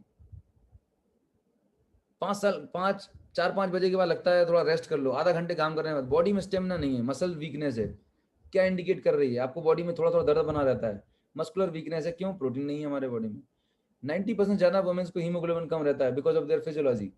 अब हम जब हीमोग्लोबिन कम होता है तो कहाँ जाते हैं? फिजिशियन के पास। वो आपको एक आयरन सप्लीमेंट सजेस्ट करते हैं, बहुत अच्छा काम करते हैं वो। लेकिन होता क्या है कि जब तक आप वो आयरन सप्लीमेंट लेना, आयरन टॉनिक कंज्यूम कर रहे हैं, तब तक आपका आयरन ठीक है 12-14 पहुंच जाएगा। लेकिन जैसे ही आप लेना बंद कर दे, तुरंत वो आपका डाउन हो जाता है। एनीमिया, कमजोरी, चक्कर आ रहे हैं, आपके हाथ पीले पड़ रहे हैं, आई साइड में दिख रहा है आपको। हीमोग्लोबिन कम होगा आपके बॉडी में तो ब्रेन में ऑक्सीजन कम जाएगी, ब्रेन में ऑक्सीजन कम जाएगी तो माइग्रेन की प्रॉब्लम हो जाती है, हेडेक बना रहेगा कांस्टेंट, चक्कर आएंगे आपको। क्यों हो रहा है ये सब आपके साथ में? क्यों? क्योंकि आपने सिर्फ आयरन लिया, प्रोटीन तो लिया ही नहीं, और आप सोच रहे हैं कि मैं हेल्दी रहूं। थायराइड की प्रॉब्लम हो रही है। थायराइड दो तरीके का होता है, एक हाइपो, एक हाइपर। ज्यादातर हाइपोथायराइड के केसेस हैं। हमारे बॉडी में एक ग्लैंड होती है यहाँ पे गले में, थायराइड ग्लैंड, बटरफ्लाई शेप एक ग्लैंड होती है। थायराइड ग्लैंड की कैपेसिटी है, थायराइड ग्लैंड को इंस्ट्रक्शन है कि thyroid gland thyroid hormone produce करे। अब थायराइड एक फैक्ट्री है थायराइड हार्मोन प्रोड्यूस करने की, थायराइड ग्लैंड। अब जब इसमें रॉ मटेरियल नहीं जाएगा, प्रोटीन सफिशिएंट नहीं जाएगा, तो थायराइड ग्लैंड कहाँ से पैदा करेगी थायराइड हार्मोन? आप सोच के तो देखिएगा। आप अपनी बॉडी को 20 से 25 ग्राम प्रोटीन दे रहे हैं। अब 25 ग्राम प्रोटीन में बॉडी को कितना सारा सिस्टम मैनेज करना है। आपको सुंदर और स्मार्ट भी दिखाना है बॉडी को, आपके बाल भी ना झड़ने चाहिए, आपकी मसल भी स्ट्रांग रहनी चाहिए, आपका पूरा सिस्टम बिल्कुल टॉप रहना चाहिए। कैसे पॉसिबल है? इम्पॉसिबल है। 80 to 90% जो हेल्थ रिलेटेड इश्यूज आप देख रहे हो ना, it is because of nutritional deficiency. I am telling you, अगर आपने अपने न्यूट्रिशन में, डाइट में इसको इंप्रूव कर दिया, and you will see the magic with in 2-3 months, because आपके बॉडी को जो न्यूट्रिशन डेफिशिएंसी थी कवर अप हो जाएगी, and you will enjoy your life like anything. हमें छोटी छोटी प्रॉब्लम को रूटीन में परेशान हो रहे हैं, मेडिसिन खा रहे हैं, पर वो सिम्टोमेटिक रिलीफ दे रहे हैं, they are not working on the root cause. तो मेरा पर्पज आपको ये बताने का था कि protein play a very important role in your diet. और अगर किसी को गलत फहमी है कि मैं बहुत अच्छा खाना खाता हूं, तो डाइट चार्ट है, गूगल पे जाके चेक कर लेना, यू विल रियलाइज कि आप 20-25-36 ग्राम से ज्यादा नहीं ले रहे हैं, राइट। सो ये बात तो क्लियर हो गई कि प्रोटीन क्यों इंपॉर्टेंट है, प्रोटीन के क्या रोल है। Now the second point is that कि ये जो डेफिशिएंसी है 30-40 ग्राम ऑफ प्रोटीन की डेफिशिएंसी है, इसको आप कवर कैसे करेंगे, how you can match up. तो इसको कवर करने के दो तरीके हैं। या तो आप अपनी डाइट में खाने का इंटेक बढ़ा दें, आप बहुत सारा खाना शुरू कर दें, आप कम से कम 10 कटोरी दाल, 5 से 10 लीटर दूध पिए, 30 रोटी खाएं, तब जाके आपको 60 to 70 ग्राम प्रोटीन मिलेगा। पर क्या इतना सारा कंज्यूम करना हमारे आपके लिए पॉसिबल है? Not possible. इतना हम डाइजेस्ट नहीं कर सकते। तो इस पर बहुत सारा रिसर्च किया गया, सोल्यूशन ये निकाला कि वो इतने सारे खाने से अगर हम प्रोटीन को आइसोलेट करके 1 चम्मच प्रोटीन पाउडर सुबह, 1 चम्मच शाम को ले लें, तो हमारा काम पूरा हो जाएगा। मतलब हमारी जो डेफिशिएंसी थी वो हम लगभग कवर कर सकते हैं। अब यहाँ पर चैलेंज ये है कि हमें कौन सा प्रोटीन सप्लीमेंट लेना चाहिए, क्योंकि मार्केट भरा पड़ा हुआ सप्लीमेंट से, हर एक कंपनी अपना अपना प्रोटीन को बढ़िया बताती है, और बताना भी चाहिए। बट आपको एज ए एंड यूजर, हमें आपको अपना कॉमन सेंस लगाना है कि आपको कौन सा प्रोटीन लेना चाहिए। केमिकल लेना चाहिए या नेचुरल लेना चाहिए? Answer is natural, because already हमारे बॉडी में केमिकल जा रहा है, तो prefer a natural supplement, point number 1। अब नेचुरल में भी आपकी बॉडी को जो रिक्वायर्ड अमाउंट ऑफ प्रोटीन है, क्या उतना मिल पा रहा है उस प्रोडक्ट में या नहीं मिल पा रहा है, लेट्स अंडरस्टैंड। तो मैं जिस प्रोटीन पाउडर की बात कर रहा हूँ, ये वेस्टीज प्रोटीन पाउडर है, जो मेरा टेस्टेड एंड ट्राइड है। लाखों लोगों को इसके फिनोमिनल रिजल्ट्स है। ये 100% प्योर प्रोटीन है। It is prepared from soya and milk. Soya में भी हाई कंटेंट ऑफ प्रोटीन होता है, मिल्क में भी होता है। तो सोया मिल्क से प्रोटीन को आइसोलेट करके इसको इस तरीके से तैयार किया जाता है कि ये आपकी बॉडी में इजीली एसिमुलेट हो जाए और डाइजेस्ट हो जाए। 23 डिफरेंट टाइप के essential, non essential amino acid पूरा प्रोफाइल है इसके अंदर, राइट। इसका कोई कलर नहीं है, कोई फ्लेवर नहीं, कोई प्रिजर्वेटिव नहीं है, इट्स अ टेस्टलेस। तो सबसे अच्छी बात यह है कि आप इसे खाने पीने की किसी भी चीज में मिक्स करके एज यूज कर सकते हैं। सुबह ब्रेकफास्ट में आप फ्रूट जूस में मिक्स कर सकते हैं, मिल्क में ऐड करके ले सकते हैं, किसी भी फॉर्म में आप इसे ले सकते हैं, because it's a tasteless, colour, flavour, preservative कुछ भी नहीं। और सबसे पावरफुल चीज वो ये है कि इसके पर 10 ग्राम में 82% प्रोटीन होती है। हिंदुस्तान में कोई भी ब्रांड उठा के आप देख लीजिए, 82% प्रोटीन किसी भी ब्रांड में नहीं है जो इसके अंदर है। So this is the beauty of the product. अगर मैं कॉस्ट की बात करूं तो हाफ केजी का जो प्रोडक्ट आता है, it is cost around 1500 rupees, 1500 रुपए का हाफ केजी आता है। 1 केजी आपको 3000 रुपीज का मिलेगा। ये 200 ग्राम का बॉक्स है, लगभग 900 रुपीज, 1000 समथिंग का आता है। अब ये 200 ग्राम अगर आप देखते हैं 900 हजार रुपए देखते हैं, आपको बहुत महंगा लगता है, sir it's very costly. But let me explain you कि आप जो कॉस्ट दिख रहे हैं वो एक्चुअल क्या है, और मार्केट में जो आप पे करते हैं उसमें एक्चुअली में क्या मिलता है। आई एम श्योर आप सभी के घर में छोटे बच्चे कभी रहे होंगे, अगर आज हैं तो आपकी किचन में ऐसे 10-20-50 डब्बे खाली रखे होंगे। बहुत आपने डब्बे पिलाए अपने बच्चे को, बट कभी आपने चेक किया कि मार्केट में जो प्रोटीन पाउडर आपको एडवर्टीजमेंट में दिखाया जा रहा है, उसके अंदर एक्चुअल परसेंटेज ऑफ प्रोटीन कितना है? आज आप अपने घर में जाके चेक करना, you will be shocked, surprise नहीं होंगे, शॉक्ड होंगे कि इतने सालों से आप अपने बच्चों को दबा के चीनी पिला रहे हैं, घुली हुई 1000 रुपए किलो चीनी पिला रहे हैं। एंड वही एक सबसे बड़ा रीजन है कि बच्चों में ओबेसिटी बढ़ रही है, बच्चों को डायबिटीज, टाइप 1 डायबिटीज के चैलेंजेस आ रहे हैं। आप यहाँ पर लेवल पर देखें, जो मार्केट ब्रांड है, मैं I am not against any brand, you आप अपने लेवल पर चेक करें ब्रांड, जो भी ब्रांड्स आप परचेज करते हैं, इसके 100 ग्राम में लिखा हुआ, स्पष्ट लिखा हुआ लेवल पर, 100 ग्राम ऑफ दिस कंपोजिशन में has got only 8 gram of protein, here it is written 8.0 gram protein है। कार्बोहाइड्रेट की क्वांटिटी कितना है पता है? 85 ग्राम कार्बोहाइड्रेट है। 85 से 90 ग्राम कार्बोहाइड्रेट मतलब चीनी है, 100 ग्राम में मात्र 8 ग्राम प्रोटीन डाल दिया, और कोई एसेंशियल अमीनो एसिड नहीं है जो एक्चुअल में आपकी बॉडी की रिक्वायरमेंट है, और बाकी का चॉकलेट फ्लेवर है। आप इस डब्बे को खुला रख देते हैं, जम जाता है। बच्चे सिर्फ इस पाउडर को चॉकलेट फ्लेवर की वजह से पी रहे हैं। आपका जो पैसा है वो आप किस चीज के लिए इन्वेस्ट कर रहे हैं? बच्चे को बीमार करने के लिए, हेल्दी करने के लिए? टीवी एड में दिखाया जाता है कि इससे इतनी ग्रोथ हो गई, ओलंपिक मेडल मिल गया। अगर ये प्रोटीन पाउडर इतने चमत्कारिक होते थे तो सारे ओलंपिक और स्पोर्ट्समैन को यही पिलाते, सब लोग गोल्ड मेडल लेके आते थे ना। We need to use our common sense कि भाई हमारा जो पैसा है हम किस चीज पे इन्वेस्ट कर रहे हैं। क्या वो प्रोडक्ट वाकई में जो हमें एक्सपेक्टेड रिजल्ट चाहिए वो इसके अंदर है, कंटेंट नहीं है? You need to cross check. आप चेक करेंगे, आपको खुद पता चल जाएगा, आपको आंसर मिल जाएगा, राइट। नाउ अगर आप फाइनल कंपैरिजन करें, which is better for your health और आपकी फैमिली की हेल्थ के लिए क्या है? This is a protein powder. इसकी एक स्कूप में, वेस्टीज प्रोटीन पाउडर की एक स्कूप में 10 ग्राम है, it has got 8.2 gram protein, 8.2 gram protein है, and the cost of this 10 gram is 30 rupees. Market में आप 100 ग्राम का प्रोडक्ट लेते हैं और 100 ग्राम में मात्र 7 ग्राम प्रोटीन है, बाकी की चीनी है। वी नॉट, हम यहाँ पे शुगर की कॉस्ट के लिए नहीं आए। तो कहाँ 100 रुपए में 7 ग्राम प्रोटीन मिल रहा है मार्केट में, और रेस्ट पूरा चीनी है जो 40 रुपए 50 रुपए किलो मिल रहा है, और यहाँ पर आपको 30 रुपीज में 8.2 प्योर प्रोटीन मिल रहा है। कौन सा सस्ता है? आप मैथमेटिक्स आपकी है, आप मैथ्स लगा सकते हैं। So you need to use our common sense. दिखने में भले लग रहा है पर आपको प्योर प्रोटीन मिल रहा है, राइट। इसको यूज करने का तरीका बहुत सिंपल है। हर एज की, मतलब 15 ईयर्स एंड अबव के कोई भी पर्सन इस प्रोडक्ट को ले सकता है। वेस्टीज में एक दूसरा प्रोटीन पाउडर आता है, इनविगो चॉकलेट प्रोटीन पाउडर, जो बच्चों के लिए होता है। उसमें चॉकलेट फ्लेवर भी रहता है और other nutrients, essential amino acid, DHA वगैरह सारा कुछ रहता है। तो दोनों वेराइटीज हैं, एडल्ट्स के लिए भी और चिल्ड्रंस के लिए आप यूज कर सकते हैं। अब बात करते हैं विटामिन और मिनरल्स की, कि एक नॉर्मल हेल्थी इंडिविजुअल को कितना विटामिन और मिनरल लेना चाहिए।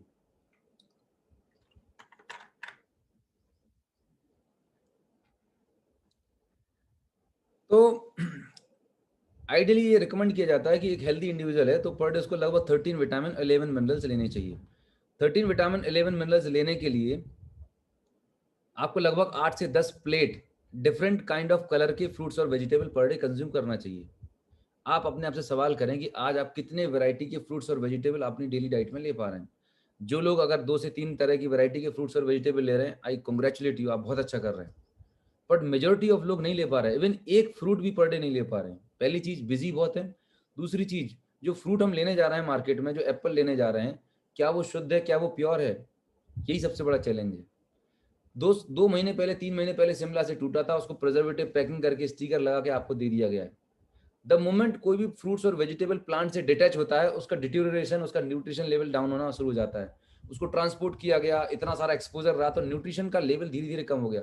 आप फ्रूट खा तो रहे हैं बट वो आपको फ्रेश और ताज़ा नहीं मिल पा रहा है, राइट। अगर आप फ्रेश और ताज़ा फ्रूट आपको मिल रहा है, यू आर लकी इनफ, आप यूज़ करिएगा। लेकिन ज़्यादातर हम जो लेके आ रहे हैं मार्केट से, वो ट्रांसपोर्टेड प्रोसेस्ड होकर आ रहा है हमारे तक, इतना ड्यूरेशन लेके आ रहा है, तो उसका न्यूट्रिशन लेवल बहुत हद तक कम हो चुका होता है। इसमें बहुत रिसर्च किया गया कि हम ऐसा क्या करें कि कॉमन मैन को हम न्यूट्रिशन दे सकें जो डेली रिक्वायरमेंट है। तो बहुत सारा रिसर्च किया गया। रिसर्च के बाद एक बहुत अच्छा प्लांट का पता चला जिसको हम बोलते हैं स्पायरुलिना। स्पायरुलिना बेसिकली एक ब्लू ग्रीन एल्गी है जो समुद्र में पाया जाता है, राइट। और ये आज से नहीं, जब इस अर्थ पे लाइफ इवॉल्व हुई थी, सबसे पहला सेल बना था, तब से लेके आज तक ये ब्लू ग्रीन एल्गी आज भी एग्जिस्ट करता है। ऑक्सीजन इसी ने जनरेट किया था, उसके बाद पूरी सृष्टि का निर्माण हुआ।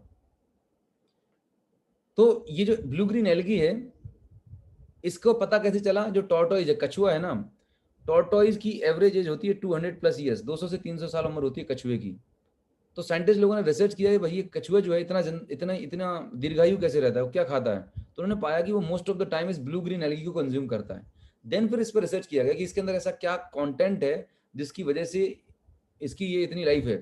तब साइंटिस्ट ने, लोगों ने ये पाया कि ये अर्थ पे पाया जाने वाला एक ऐसा प्लांट है जिसके अंदर न्यूट्रिशन जबरदस्त क्वांटिटी में, और यही एक कारण है कि इसको सुपर फूड बोला जाता है।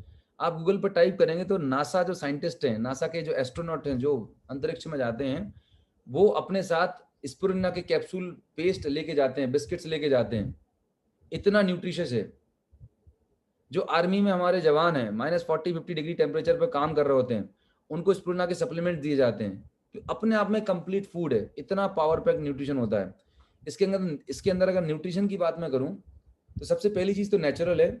और एक कंपैरिजन किया गया कि आप तराजू, जो तराजू होता है वेइंग स्केल पर, अगर एक तरफ आप 1000 किलो अलग अलग तरह के फ्रूट्स और वेजिटेबल रखें और तराजू की दूसरी तरफ सिर्फ 1 kg कंसनट्रेटेड स्पिरुलिना पाउडर रखते हैं, तो इस 1 kg स्पिरुलिना पाउडर में इन 1000 किलो फ्रूट्स एंड वेजिटेबल से ज्यादा न्यूट्रिशन है, इसीलिए इसे सुपर फूड भी बोला जाता है।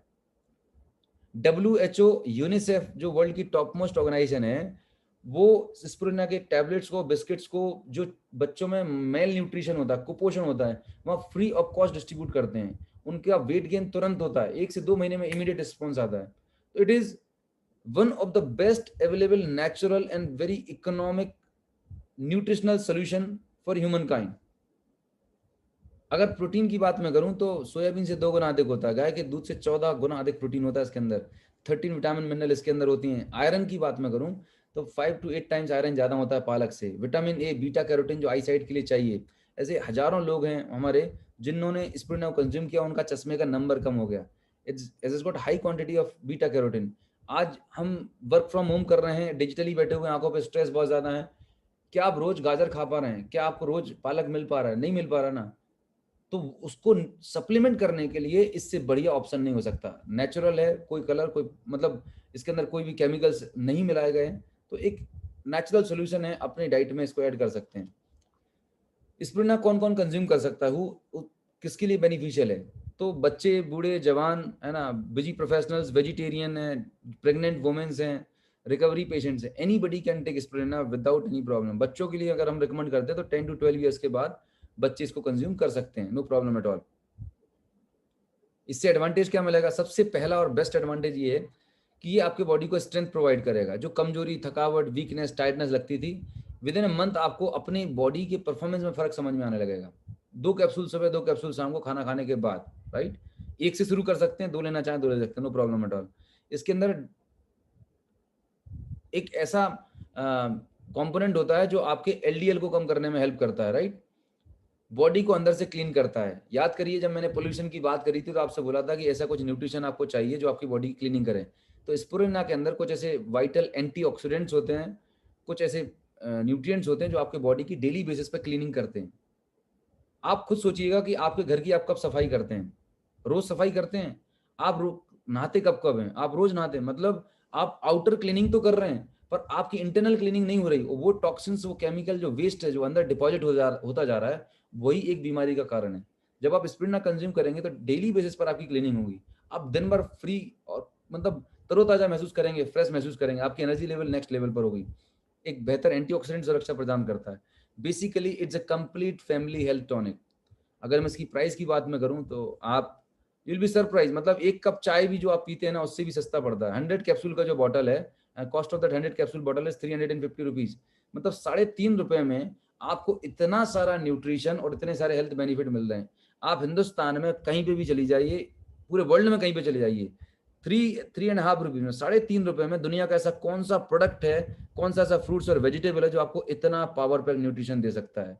कोई प्रोडक्ट नहीं है जो सिर्फ और सिर्फ ये आपको दे सकता है। So it is the smartest and healthiest way to complete, to replenish, या जो आपका न्यूट्रिशनल गैप है उसको फुलफिल करने का एक स्मार्ट तरीका है। इसको यूज कहाँ पे नहीं करना है मैं आपको स्पष्ट बता देता हूँ। जिन लोगों को अगर यूरिक एसिड की प्रॉब्लम है, चूंकि इसमें प्रोटीन कंटेंट 60 to 70% होता है, if a person is having uric acid problem, उनको प्रोटीन और स्पिरुलिना नहीं लेना चाहिए। अगर किसी को किडनी से रिलेटेड प्रॉब्लम है, राइट, आपकी किडनी में क्रिएटिनिन लेवल बढ़ा हुआ है, क्रोनिक किडनी डिजीज है, या कोई भी किडनी से रिलेटेड आपको प्रॉब्लम पहले रहा है, अगर आज है, तो प्लीज प्रोटीन या स्पिरुलिना को नहीं लेना है। और इसको लेने से पहले एक बार जिस पर्सन ने आपको इन्वाइट किया है या आपका न्यूट्रिशन एक्सपर्ट है, वेलनेस कंसल्टेंट है, आप उससे एक्सपर्ट से आप सलाह ले सकते हैं। इन 2 कंडीशंस में, मेडिकल कंडीशन में स्पिरुलिना नहीं दिया जाता। रेस्ट अगर आप हेल्दी हैं, कोई प्रॉब्लम नहीं है, you can take this supplement life long, no problem at all. Now I am coming to the very important point, जो सबसे क्रिटिकल और इंपॉर्टेंट है, जो बीमारी आज हमारे देश में बहुत तेजी से बढ़ रही है। बनी रहिएगा नेक्स्ट 15 to 20 मिनट्स, बिकॉज अभी मैं जो कवर करने वाला हूँ वो आपके लिए, आपकी फैमिली के लिए बहुत इंपॉर्टेंट और क्रिटिकल है। ये जो बीपी है ना, हाइपरटेंशन, आज आप देख रहे हैं कि हमारे घरों में, रिलेशन में किसी को भी 35-40 आते हैं, 25-30 साल के लोगों को, यूथ को, यंग लोगों को बीपी की प्रॉब्लम हो रही है। तो लेट्स अंडरस्टैंड कि ये बीपी की प्रॉब्लम क्यों हो रही है, क्यों एक नॉर्मल पर्सन, सादा सिंपल बेचारा खाना पीना खा रहा है, उसको बीपी हो जा रहा है। समझिएगा, हमारा जो हार्ट है, हार्ट एक पंप की तरह काम कर रहा होता है, और हमारे हार्ट से कनेक्टेड होती हैं आर्टरीज, जिनका काम होता है ब्लड को सप्लाई करना। अभी आप यहाँ पर डायग्राम स्क्रीन पे देख रहे होंगे, देयर आर 2 आर्टरीज। एक पहली आर्टरीज है जो बिल्कुल क्लीन है, जब हम और आप पैदा हुए थे तो हमारी आर्टरीज बिल्कुल क्लीन थी, इसके अंदर कोई भी कोलेस्ट्रॉल कचरा नहीं जमा था। लेकिन जैसे जैसे आपकी एज बढ़ती जाती है, आपकी आर्टरीज में कोलेस्ट्रॉल डिपॉजिट होना शुरू हो जाता है। ये येलो कलर का जो डिपॉजिट आपको दिख रहा है सेकंड आर्टरी में, ये बैड कोलेस्ट्रॉल है। अब ये कोलेस्ट्रॉल आता कहाँ से है? हम और आप जो घर में घी, तेल, डालडा जो चीज़ें खा रहे होते हैं, बाजार का जो हम प्रोसेस फूड खा रहे होते हैं, जितने भी आप पैक्ड फूड खाते हैं, मेरी एक रिक्वेस्ट है, आप उस पैक्ड फूड पे, चाहे वो चिप्स है, नमकीन है, whatever you are consuming in packed food, उसमें एक खतरनाक ऑयल यूज किया जाता है जिसको हम बोलते हैं पाम ऑयल। पाम ऑयल एक नॉन एडिबल ऑयल है, आपकी ह्यूमन बॉडी उसको डाइजेस्ट नहीं कर सकती है। पाम ऑयल का कमर्शियल यूज होना था, लेकिन उसको यूज करने से क्या हो जाता है, जो पैक्ड फूड होता है उसकी शेल्फ लाइफ बढ़ जाती है, मतलब 6 महीने साल भर तक वो फ्रेश रखा रहेगा, क्रिस्पी रखा रहेगा, इसलिए पाम ऑयल को यूज किया जाता है। इंडिया में रेगुलेशन अभी टाइट नहीं है, बट वर्ल्ड के अदर कंट्रीज में उसको बैन कर दिया गया है। बट आपको कोई भी आप प्रोडक्ट लेते हैं, you just check it out कि कहीं उस पर पाम ऑयल तो नहीं डला। अगर पाम ऑयल है तो वो स्लो पॉइजन है, मैं बता रहा हूँ। ये धीरे धीरे करके हमारी आर्टरीज में डिपॉजिट हो रहा है, और ये डाइजेस्ट करता नहीं, हमारी बॉडी उसको मेटाबोलाइज नहीं कर सकती, राइट। और इसके अलावा भी तमाम सारे रीजन रहते हैं, पर ये it is one of the reason. अब ये कोलेस्ट्रॉल जब धीरे धीरे डिपॉजिट होता है, एक सर्टेन पीरियड ऑफ टाइम के टाइम होता क्या है कि आपकी आर्टरी का जो डायमीटर है, आपकी आर्टरी जो है, ये आर्टरी का जो डायमीटर है, ये कम हो जाता है, सक्रिय हो जाती है। जब आपकी खून की नली सक्रिय हो जाएगी तो क्या होगा, आपके हार्ट को ब्लड पंप करने में ज़्यादा ताकत लगानी पड़ेगी, ज़्यादा एफर्ट लगाना पड़ेगा, क्योंकि रास्ता सकरा हो गया है। ये कंडीशन में क्या होता है, आपका ब्लड का प्रेशर जो होता है वो बढ़ जाता है, और हार्ट को आपको चेस्ट पेन होगा, घबराहट होगी, बेचैनी होगी, पसीना आएगा, अनईजी, कंफर्टेबल, अनकंफर्टेबल लगेगा। So these are the initial symptoms of hypertension. बहुत सारे लोग इसको लेते हैं, नहीं घबराहट बेचैनी हो रही है, नहीं पेट में गैस बन रही होगी। मेरी एक रिक्वेस्ट है कि अगर आपको घबराहट हो रही है, बेचैनी हो रही है, सीने में दर्द हो रहा है, तो आप उसको पेट के गैस से मिसकन्फ्यूज मत करिएगा, तुरंत अपना चेकअप कराइए। नहीं, ज़्यादातर लोग अपनी जान इसलिए गवा बैठते हैं क्योंकि वो पेट की गैस को समझ लेते हैं कि इसकी वजह से सीने में जलन हो रही है, दर्द हो रहा है।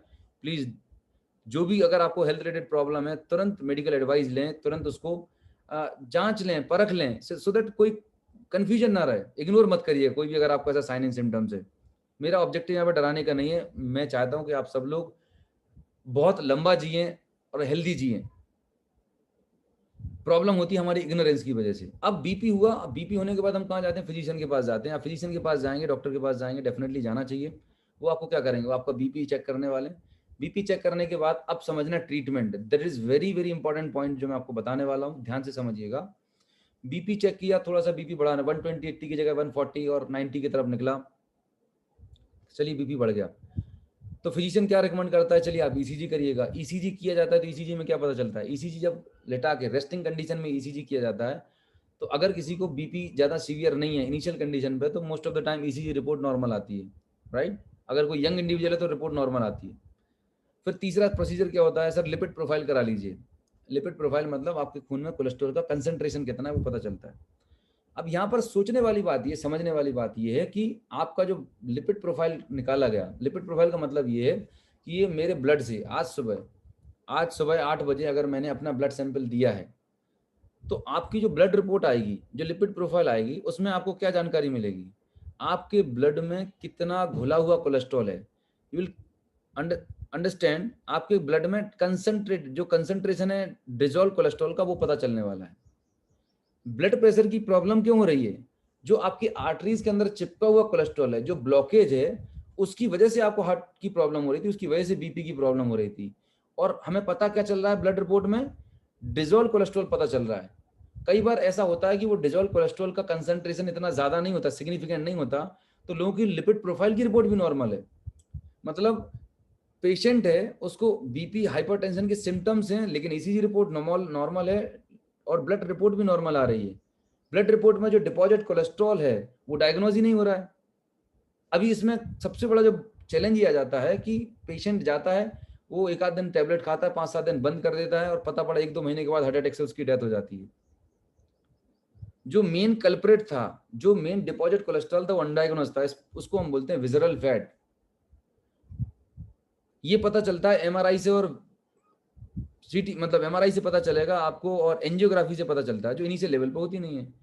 अब समझिएगा दूसरी सिचुएशन कि जब हाइपरटेंशन होता है तो क्या दिया जाता है, हमें टैबलेट दी जाती है, बीपी की टैबलेट, कोई स्टैटिन दे दिया जाएगा और खून को पतला करने की दवाई दे दी जाती है। जो इको स्प्रिन होती है, एस्प्रिन होती है, वो खून को पतला करती है, और जो स्टैटिन्स होते हैं वो आपकी आर्टरी को डायलेट कर देते हैं। तो जो बीपी की टैबलेट है, कोई भी बीपी पेशेंट जब वो बीपी की टैबलेट खाता है तो बीपी की टैबलेट कैसे काम करती है, लेट मी एक्सप्लेन यू। ये जो आपकी आर्टरी जो है, ये आर्टरी का डायमीटर कम था, जैसे ही पेशेंट बीपी की टैबलेट खाता है तो आर्टरी का डायमीटर चौड़ा हो जाएगा, आर्टरी जो सकरी थी वो आर्टरी फैल जाएगी, डायलेट हो गई। जब आर्टरी फैल जाएगी तो हमारे हार्ट को ब्लड को पंप करने में ज़्यादा एफर्ट नहीं लगाना पड़ेगा। तो पेशेंट को क्या फील होता है, मेरा बीपी नॉर्मल है, कंफर्टेबल है। क्यों? क्योंकि उसने बीपी की टैबलेट खा रखी है। बट ये फीलिंग कब तक रहेगी, जब तक उस टैबलेट का असर है। जैसे उस टैबलेट का असर खत्म हो जाएगा, अगले दिन सवेरे से फिर घबराहट बेचैनी होगी, फिर अगले दिन वो टैबलेट खा लेता है। तो ये सिलसिला सालों तक चलता रहता है। मैं आपको बता रहा हूँ हमारा पर्पज क्या था, बीपी और शुगर का क्या था। ट्रीटमेंट का मतलब हमें 6 महीने साल भर कोई मेडिसिन लें या कोई भी चीज़ लें, एक समय के बाद हमारी दवाई बंद हो जानी चाहिए। पर यहाँ पर तो उल्टा खेल हो रहा है। हमारी एक बार दवाई शुरू हुई, धीरे धीरे करके दवाई का डोज बढ़ता जाता है और कॉम्प्लिकेशंस बढ़ते जाते हैं। तो वी नीड टू अंडरस्टैंड कि एक्चुअली में हमारे साथ हो क्या रहा है। जो बीपी की टैबलेट हमें दी जा रही है वो सिर्फ आपको सिम्टोमेटिक रिलीफ दे रही है, वो जो रूट कॉज है उस पर काम ही नहीं हो रहा है। अगर समझिएगा कि अगर वो रूट कॉज पर काम करती तो 6-8 महीने के बाद, साल भर के बाद आपकी दवाई बंद हो जानी चाहिए। पर कैसा हो रहा है, नहीं हो रहा है। इनफैक्ट आपकी मेडिसिन के कंसंट्रेशन डोजेस बढ़ते जा रहे हैं। क्यों बढ़ रहे हैं? क्यों? क्योंकि अंदर डिपॉजिट होने की प्रक्रिया जारी है, वो बंद नहीं हुई। अब आगे का सीन समझिएगा। बीपी की टैबलेट चलती है 2 साल, 4 साल, 5 साल। कुछ टाइम के बाद खबर आती है कि भाई हार्ट अटैक आ गया। हार्ट अटैक आता है क्यों? हार्ट अटैक आते साथ ही ये दो फेमस ट्रीटमेंट है। अगर समय मिल गया, टाइम से हॉस्पिटल पहुंच गए तो एंजियोप्लास्टी कर दी जाती है। तो पहला प्रोसीजर क्या है? एंजियोप्लास्टी। एंजियोप्लास्टी में होता क्या है, आप बड़े ध्यान से समझिएगा। आपके नियर डियर फैमिली हो सक, भगवान ना करे किसी को आए, पर किसी ना किसी के साथ ये प्रोसीजर या तो हो चुका है या होने की तैयारी होने वाली है। पर आपको अंडरस्टैंड करना है कि एक्चुअली इस प्रोसीजर में किया क्या जाता है। तो मैं आपको छोटा सा वीडियो शेयर कर रहा हूँ, जहाँ से आपको क्लैरिटी मिलेगी कि एंजियोग्राफी में करते क्या है। Right, here it is. देखिए, एंजियोप्लास्टी एक प्रोसेस है। एंजियोप्लास्टी करने के पहले एंजियोग्राफी करी जाती है। एंजियोग्राफी में ये पता किया जाता है कि आपके हार्ट की जो 3 मेजर आर्टरीज हैं, किस आर्टरी में ब्लॉकेज है, जिससे हम इस ब्लॉकेज को खोल के आपकी लाइफ को सेव कर सकते हैं। Here it is. ये ह्यूमन बॉडी है, और जब एंजियोग्राफी करी जाती है तो हमारे हाथ की रेडियल आर्टरी या पैर की आर्टरी से कैथेटर डाला जाता है। बॉडी के अंदर एक वायर डाला जाता है, गाइडेड वायर, जो पूरा कंप्यूटर स्क्रीन में मॉनिटर हो रहा होता है। ये आपका ब्लॉकेज है। यहाँ पर आप देख रहे हैं आर्टरी के अंदर येलो कलर का जो है, ये दिस इज अ ब्लॉकेज। इसकी वजह से हार्ट अटैक आया, ये हमारी प्रॉब्लम है। अब समझना इस पर काम कैसे किया जाएगा।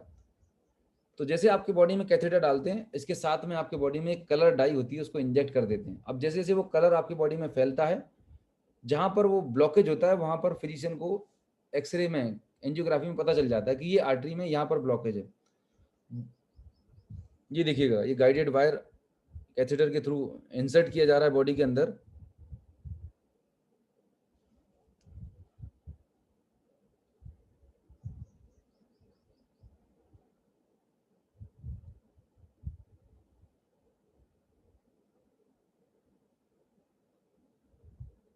ये देखिएगा, ये जो ब्लैक आपको दिखा, ये जहां पर नैरो आर्टरी है, जहां पर ब्लॉकेज था, वो आइडेंटिफिकेशन हो गया। अब इस ब्लॉकेज को कैसे खोला जाएगा, बहुत इंपॉर्टेंट चीज है, ध्यान से समझिएगा। एटलीस्ट हमें अवेयरनेस तो हो कि हमारे साथ हो क्या रहा है। इस ब्लॉकेज को खोलने के लिए जो वायर आपके बॉडी में डाला गया है, उसके ऊपर एक बैलून होता है, बैलून, राइट। अभी होगा क्या, इस बैलून को बाहर से हवा भरी जाएगी, इन्फ्लेट और डिफ्लेट किया जाएगा। जैसे ही हवा भरी जाएगी ये बैलून फूल जाएगा, फिर हवा निकाली जाएगी तो पिचक जाएगा, इन्फ्लेट और डिफ्लेट होगा। तो जो आर्टरी ब्लॉक थी, जहाँ ब्लॉकेज था, जो रास्ता बंद हो गया था, वो टेम्परेरी कुछ देर के लिए खुल जाएगा। अब चूंकि हमारी आर्टरीज है रबर की तरह सॉफ्ट रहती हैं, अगर आप वायर को निकाल लेंगे तुरंत ही अपनी ओरिजिनल पोजीशन पर आ जाएंगी। तो ये ब्लॉकेज को परमानेंट खोल के रखने के लिए यहाँ पर एक मेटल का वायर जो है, मेटल की जाली है जिसे हम बोलते हैं स्टंट, वो स्टंट यहाँ पे प्लेस कर दिया जाता है। ये देखिएगा, बड़ा इंपॉर्टेंट प्रोसीजर है।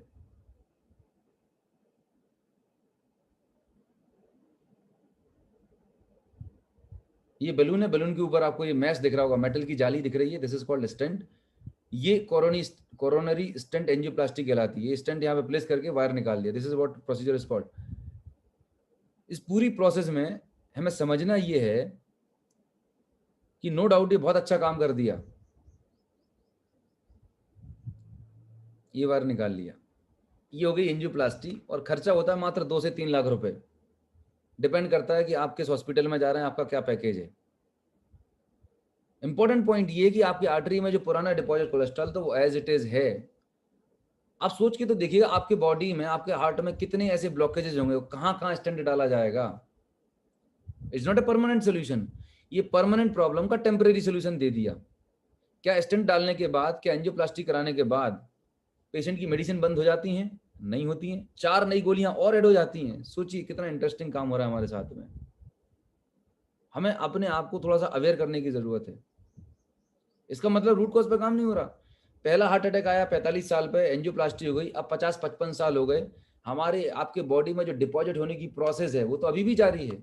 5-10 साल के बाद 55 और 60 के एज के आसपास अब दूसरा हार्ट अटैक आता है।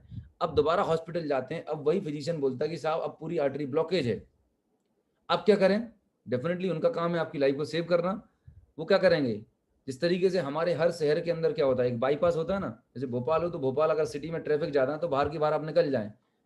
दिल्ली, बंबई, पुणे, हर जगह बाईपास होते हैं। तो ऐसा ही आपके बॉडी में एक बाईपास, नया रास्ता बना दिया जाएगा। आपके पैर से, आपके बॉडी के किसी ऑर्गन पार्ट से आर्टरी को काटेंगे और उसको यहाँ पे जोड़ देंगे। जो आपको दिख रहा है ना नया रास्ता, ये नया रास्ता बना दिया। अब जो ब्लड का फ्लो जो ब्लॉकेज वाला था वहां से नहीं जाएगा, नए रास्ते से जाएगा। खर्चा होता है मात्र 5-7 लाख रुपए होता है। ये 5-7 लाख रुपए आपने अपने बच्ची की शादी के लिए, बच्ची की एजुकेशन के लिए कहीं जमा करके रखे तो वो पैसा यहाँ पर घुस जाता है एक झटके में।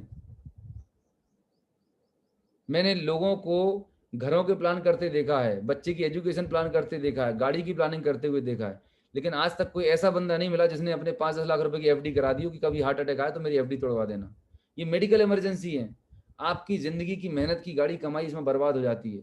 क्यों हो गई? क्योंकि आपने खुद ध्यान नहीं रखा। अगर आप थोड़े से एजुकेट और अवेयर हो जाएंगे तो बहुत सारी प्रॉब्लम से आप प्रिवेंट कर सकते हैं अपने आप को। मैं ये नहीं बता रहा हूँ कि 100% सब कुछ श्योर हो जाएगा, लेकिन सीवियरिटी को हम बहुत हद तक मिनिमाइज कर सकते हैं। नाउ पॉइंट आपके सामने जो बहुत क्रिटिकल और इंपॉर्टेंट पॉइंट है, जो आपको भी समझना ये है कि आपने देख लिया कि एलोपैथी मेडिसिन क्या कर रही है। क्या बाईपास के बाद दवाइयां बंद हो जाती हैं, 4 नई गोलियां और ऐड हो जाएंगी? मतलब मरीज के साथ हो क्या रहा है? मरीज के साथ हो रहा है मनोरंजन। सॉरी, मैं किसी पैथी के खिलाफ नहीं, अगेंस्ट में नहीं हूं, लेकिन वाकई में कुछ तो चैलेंज है। क्यों ना कुछ ऐसा सोल्यूशन ढूंढे जिससे रूट कॉज पे हम काम कर सकें।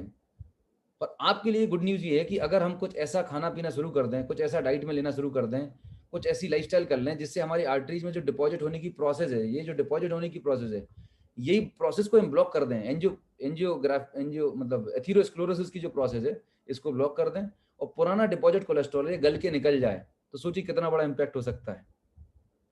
गुड न्यूज़ ये है कि नेचर के अंदर कुछ ऐसे फूड है, कुछ ऐसा खाने पीने की चीज़ें हैं जिनको अगर आप अपनी डाइट में लेना शुरू करते हैं तो ये जो ब्लॉकेज होने की प्रोसेस है इसको आप रोक सकते हैं और पुराना डिपॉजिट कोलेस्ट्रॉल काफ़ी हद तक रिमूव कर सकते हैं। अगर ऐसा कर लिया तो आपको फ्यूचर में इतने बड़े प्रोसीजर की जरूरत नहीं रहेगी।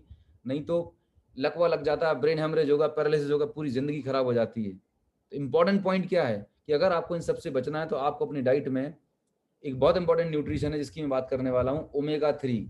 क्या है वो न्यूट्रिशन? ओमेगा 3। ओमेगा 3 जो है वो आपको लेने की ज़रूरत है। अब ओमेगा 3 मिलता किस में है? ओमेगा 3 मिलता है अखरोट में मिलता है, राइट, वॉलनट में मिलता है, जैतून के तेल में मिलता है, अलसी में मिलता है, सैल्मन फिश में मिलता है।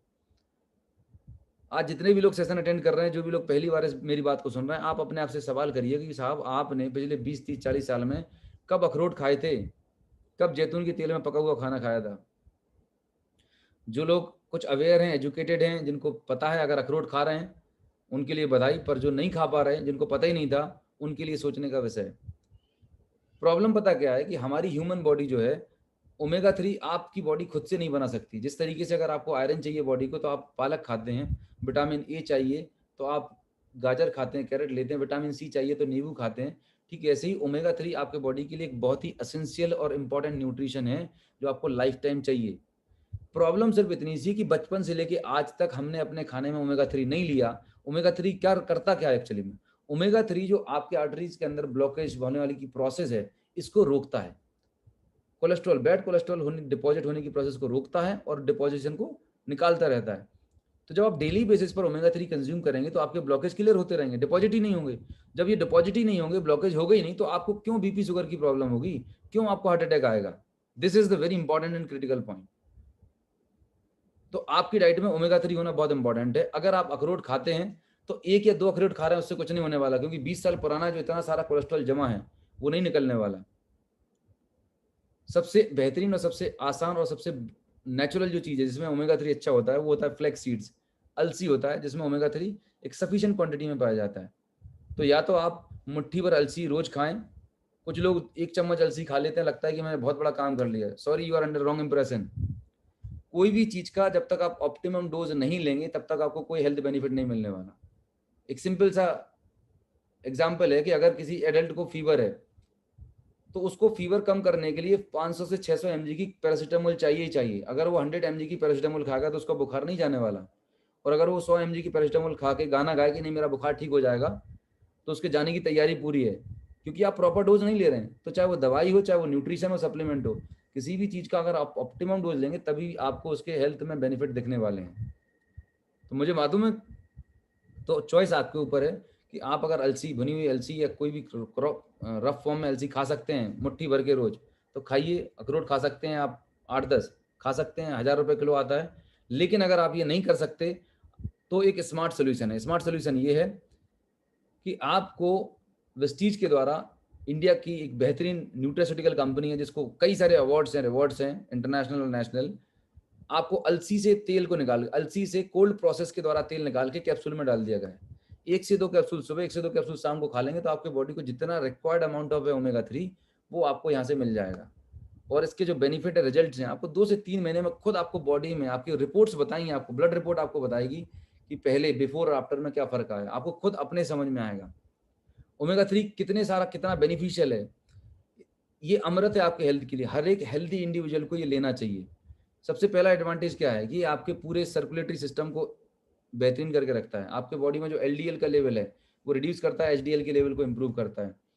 जिनको टाइप 2 डायबिटीज है, जो इंसुलिन के इंजेक्शन ले रहे हैं, जिनकी शुगर 400-500 रहती है, अगर आप वो कंज्यूम करेंगे 3 से 6 महीने में, आपको इंसुलिन के डोजेस कम हो जाएंगे, आपका शुगर लेवल धीरे धीरे करके नेचुरल रेंज में आने लगेगा। ऐसे एक नहीं, हजारों लाखों टेस्टिमोनियल हिंदुस्तान में। आप यूट्यूब पर जाएं, आपको पता चल जाएंगे इन प्रोडक्ट के रिजल्ट्स। ओमेगा 3 अपने आप में एक एंटी इन्फ्लेमेटरी का काम करता है, राइट। एंटी इन्फ्लेमेटरी मतलब दर्द निवारक। आपके बॉडी में कहीं पर भी आपको दर्द है, सूजन है, न्यूरोलॉजिकल पेन है, आप ओमेगा 3 लेंगे, धीरे धीरे करके नेचुरली वो दर्द आपका सबसाइड हो जाएगा। ड्यूरिंग प्रेगनेंसी में फर्स्ट ट्राइमेस्टर के बाद लेते हैं तो ओमेगा 3 ये ब्रेन डेवलपमेंट के लिए सबसे ज्यादा एसेंशियल है। तो बच्चों में जो कंजेनाइटल बर्थ डिफेक्ट होते हैं, बहुत सारे प्रॉब्लम्स होते हैं, ब्रेन प्रॉपर डेवलप नहीं है, सीपी के पेशेंट्स होते हैं बच्चे, वो रिस्क बहुत कम हो जाएगी। हेल्दी बच्चे का ब्रेन डेवलपमेंट हेल्दी होगा और डिलीवरी में भी आसानी होती है। हेयर के लिए, स्किन के लिए, लेडीज लोगों के लिए अमृत है। आपका जो इतना हार्मोनल इम्बैलेंस होता है, राइट, उसकी वजह से तमाम सारे पीसीओडी है और तमाम सारी प्रॉब्लम्स होती हैं, उनके लिए अमृत है ये। तो अगर आप अपने आप को हेल्दी, फिट और एक अच्छी लाइफ मेंटेन करना चाहते हैं, omega 3 is the most essential nutrition for your diet, you must take. Cost की बात मैं करूं तो एक बॉटल जो होती है, इट कॉस्ट अराउंड 500 500 रुपए की आती है। 1 महीने का कोर्स है। अगर आपने ये 4 से 6 महीने, साल भर भी खा लिया तो आपने कितना इन्वेस्ट किया अपने बॉडी को हेल्दी रखने के लिए, फिट रखने के लिए? 5-6 हजार रुपए इन्वेस्ट किए। जो 5 लाख 10 लाख रुपए बीमार होने के लिए बर्बाद करने वाले थे, जिंदगी भर दवाइयां खाने वाले थे, उससे लाख गुना बेहतर डिसीजन है। सो 3 तरह के ओमेगा 3 हैं वेस्टीज के अंदर। एक वेस्टीज फ्लेक्स ऑयल है, दूसरा कोकोनट ऑयल है, तीसरा क्रेल ऑयल है। इन तीनों में सबसे बेस्ट अगर मैं बात करूं तो क्रेल ऑयल है। लेकिन चूंकि ये समुद्री मछली से निकाला जाता है, अगर किसी को वेज और नॉन वेज का इशू है तो you can take flax oil and coconut oil, but results आपको अप्रोप्रिएट सभी में रिजल्ट्स बराबर मिलने वाले हैं, राइट। सो ये तो हो गई ओमेगा 3 की बात। अब मैं लास्ट बात कर रहा हूँ अगले 5 मिनट्स के लिए। हमें समझना है कि आपके बॉडी में इसका एक छोटा सा डेमोस्ट्रेशन भी आप यूट्यूब पर जाके देखेंगे। थर्मोकॉल के ऊपर अगर आप ये फ्लेक्स ऑयल पुट करते हैं तो पूरा डिसइंटीग्रेट, डिजोल्व कर देता है। मतलब किस तरीके से ओमेगा 3 आपके आर्टरीज में जो ब्लॉकेज है उनको निकालता है, उसका लाइव डेमोस्ट्रेशन आप यूट्यूब पे जाके देख सकते हैं, राइट। ये जो बैड कोलेस्ट्रॉल आपके बॉडी में आया, ये कहाँ से एंटर करता है ये आप समझिएगा। हमारे और आपके घरों में जो हम कुकिंग ऑयल यूज करते हैं, मोस्ट ऑफ द टाइम जो कुकिंग ऑयल यूज कर रहे होते हैं, वो कुकिंग ऑयल कौन सा यूज करते हैं? ज्यादातर हम मार्केट से रिफाइंड ऑयल लेके आते हैं। ये एनडीटीवी की रिपोर्ट है, यहाँ से आपको पता चलेगा कि वो ऑयल के अंदर क्या डाला हुआ है। आपके तेल में छुपा है ऐसा स्लो पॉइजन जो हर रोज आपको मौत के करीब ले जा रहा है। ये खुलासा किया है दिल्ली की एक संस्था CAC यानी centre for science and environment ने। देश के 30 बड़े तेल ब्रांड्स को CAC ने अपने लैब में टेस्ट किया और जो नतीजा निकला वो बेहद चौंकाने वाला था। CAC के मुताबिक आप जिस तेल का इस्तेमाल करती हैं उसमें मिला हुआ है ऐसा प्रतिबंधित ट्रांस फैट जो सेहतमंद इंसान को भी दे सकता है हार्ट अटैक, कैंसर, डायबिटीज और अल्जाइमर जैसी खतरनाक बीमारियां। जरा सोचिए, आप जिस तेल का इस्तेमाल करती हैं वो तेल हर पल आपको ले जाता है खतरनाक बीमारी के पास। आपके तेल तो इम्पोर्टेंट ये है कि हम कौन सा तेल यूज करें। बहुत सारा रिसर्च किया गया है। रिसर्च के बाद ये पता चला है कि जो राइस ब्राइन ऑयल होता है, प्रेस्टीज में एक बेहतरीन शानदार कुकिंग ऑयल आता है जिसको बोलते हैं राइस ब्राइन ऑयल। आपने बहुत सारे ब्रांड्स आते देखे होंगे rice bran oil, but there is some difference, बहुत सारा डिफरेंस इस राइस ब्राइन ऑयल में और मार्केट के राइस ब्राइन ऑयल में। राइस ब्राइन ऑयल पैदा कैसे होता है? राइस के ऊपर जो ब्राउन कलर का लेयर होता है, छिलका होता है, उससे निकाला जाता है और वर्ल्ड की leading medical organization WHO, national institute of nutrition Hyderabad and American heart association, जो लीडिंग कार्डियोलॉजी संस्था है जो मेडिकल रिसर्च करती है हार्ट रिलेटेड डिजीज के ऊपर, उन्होंने रिसर्च के बाद ये पाया कि जिन फैमिलीज में जो लोग राइस ब्राइन ऑयल को यूज करते हैं अपने कुकिंग में, उन फैमिलीज में बीपी, शुगर, हार्ट अटैक की रिस्क बहुत कम हो जाते हैं एज कम्पेयर टू वो फैमिलीज जो नॉर्मल रिफाइंड ऑयल को यूज कर रहे हैं। ऐसा क्या होता है राइस ब्राइन ऑयल के अंदर? राइस ब्राइन ऑयल के अंदर एक एक्टिव कंपोनेंट होता है जिसको हम बोलते हैं गामा ओराइजिनोल। गामा ओराइजिनोल एक एक्टिव कंपोनेंट होता है। गामा ओराइजिनोल करता क्या है? गामा ओराइजिनोल बेसिकली जो आर्टरीज के अंदर आपके जो बैड कोलेस्ट्रॉल डिपॉजिट है, पहली बात तो वो डिपॉजिट होने की प्रोसेस है उसको ब्लॉक करता है, जिससे ब्लॉकेज की प्रोसेस बंद हो जाती है। दूसरा, जो डिपॉजिट है उसको धीरे धीरे करके रिमूव करने में हेल्प कर रहा होता है। मतलब ये है कि आपके घर में, आपके किचन में ही बीमारी का जो खजाना है ना, वो आपके किचन में छुपा हुआ था।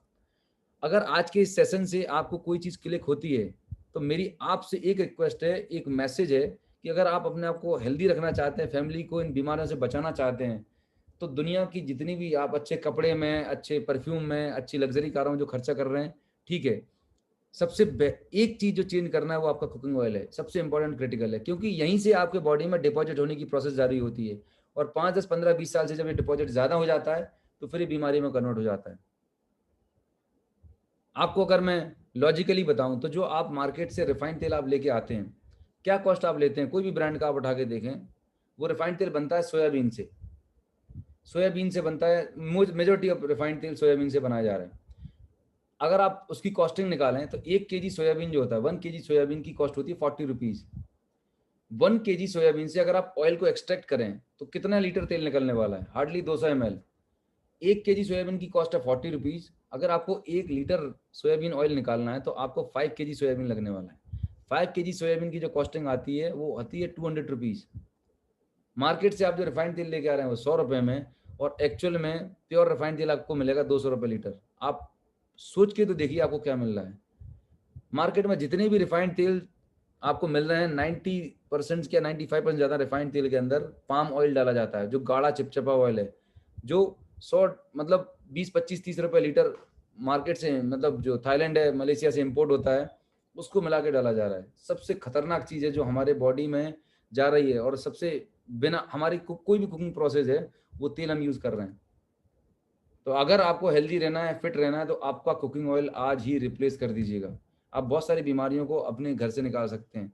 गैस है, एसिडिटी है, तमाम सारा जो प्रॉब्लम्स होते हैं वो आप मिनिमाइज कर देंगे। राइस ब्राइन ऑयल क्यों अच्छा है, इसके बारे में हमारे प्रधानमंत्री मोदी जी ने ये बताया कि राइस ब्राइन ऑयल हेल्थ के लिए कितना बेनिफिशियल है। पाकिस्तान के गांवों में भी हो सकता है। मैं नौजवानों को उदाहरण देता हूं। आपके उड़ीसा में चावल की खेती होती है, पैडी पैदा होती है, उसका जो छिलका होता है, उसका जो तेल निकलता है, आज वो दुनिया में खाने के लिए उत्तम तेल माना जाता है। बहुत बड़ी मात्रा में भारत से सबसे महंगा तेल अगर विदेश जाता है तो ये चावल के छिलके से निकला हुआ तेल जाता है। क्या उड़ीसा, आपको क्या लगता है, मतलब ये किसी कंपनी या ब्रांड को प्रमोट नहीं कर रहे हैं, उनका इतना मानना है कि हिंदुस्तान की सरकार का, हमारे देश में को डायबिटीज की कैपिटल है, ओबेसिटी में हमारे सबसे हाईएस्ट नंबर बढ़ते जा रहे हैं, बीपी के केस नंबर किस बढ़ रहे हैं। एक इंपॉर्टेंट चीज है, कुकिंग ऑयल है जो हमारे घरों में यूज हो रहा है, अगर हम बदल रहे हैं तो लाखों करोड़ रुपए जो इलाज में, बीमारियों में, ट्रीटमेंट में खर्चा हो रहा है वो हम सेव कर सकते हैं। सिर्फ छोटा सा एक बदलाव, एक छोटा सा एक डिसीजन आपको और आपकी फैमिली को बहुत सारी बीमारियों से बचा सकता है। इसके अलावा राइस ब्रान ऑयल के क्या बेनिफिट हैं, अमेजिंग बेनिफिट हैं। सबसे पहला, ये आपको हार्ट को हेल्दी रखता है। दूसरा, इसके अंदर एक फेरोलिक एसिड होता है।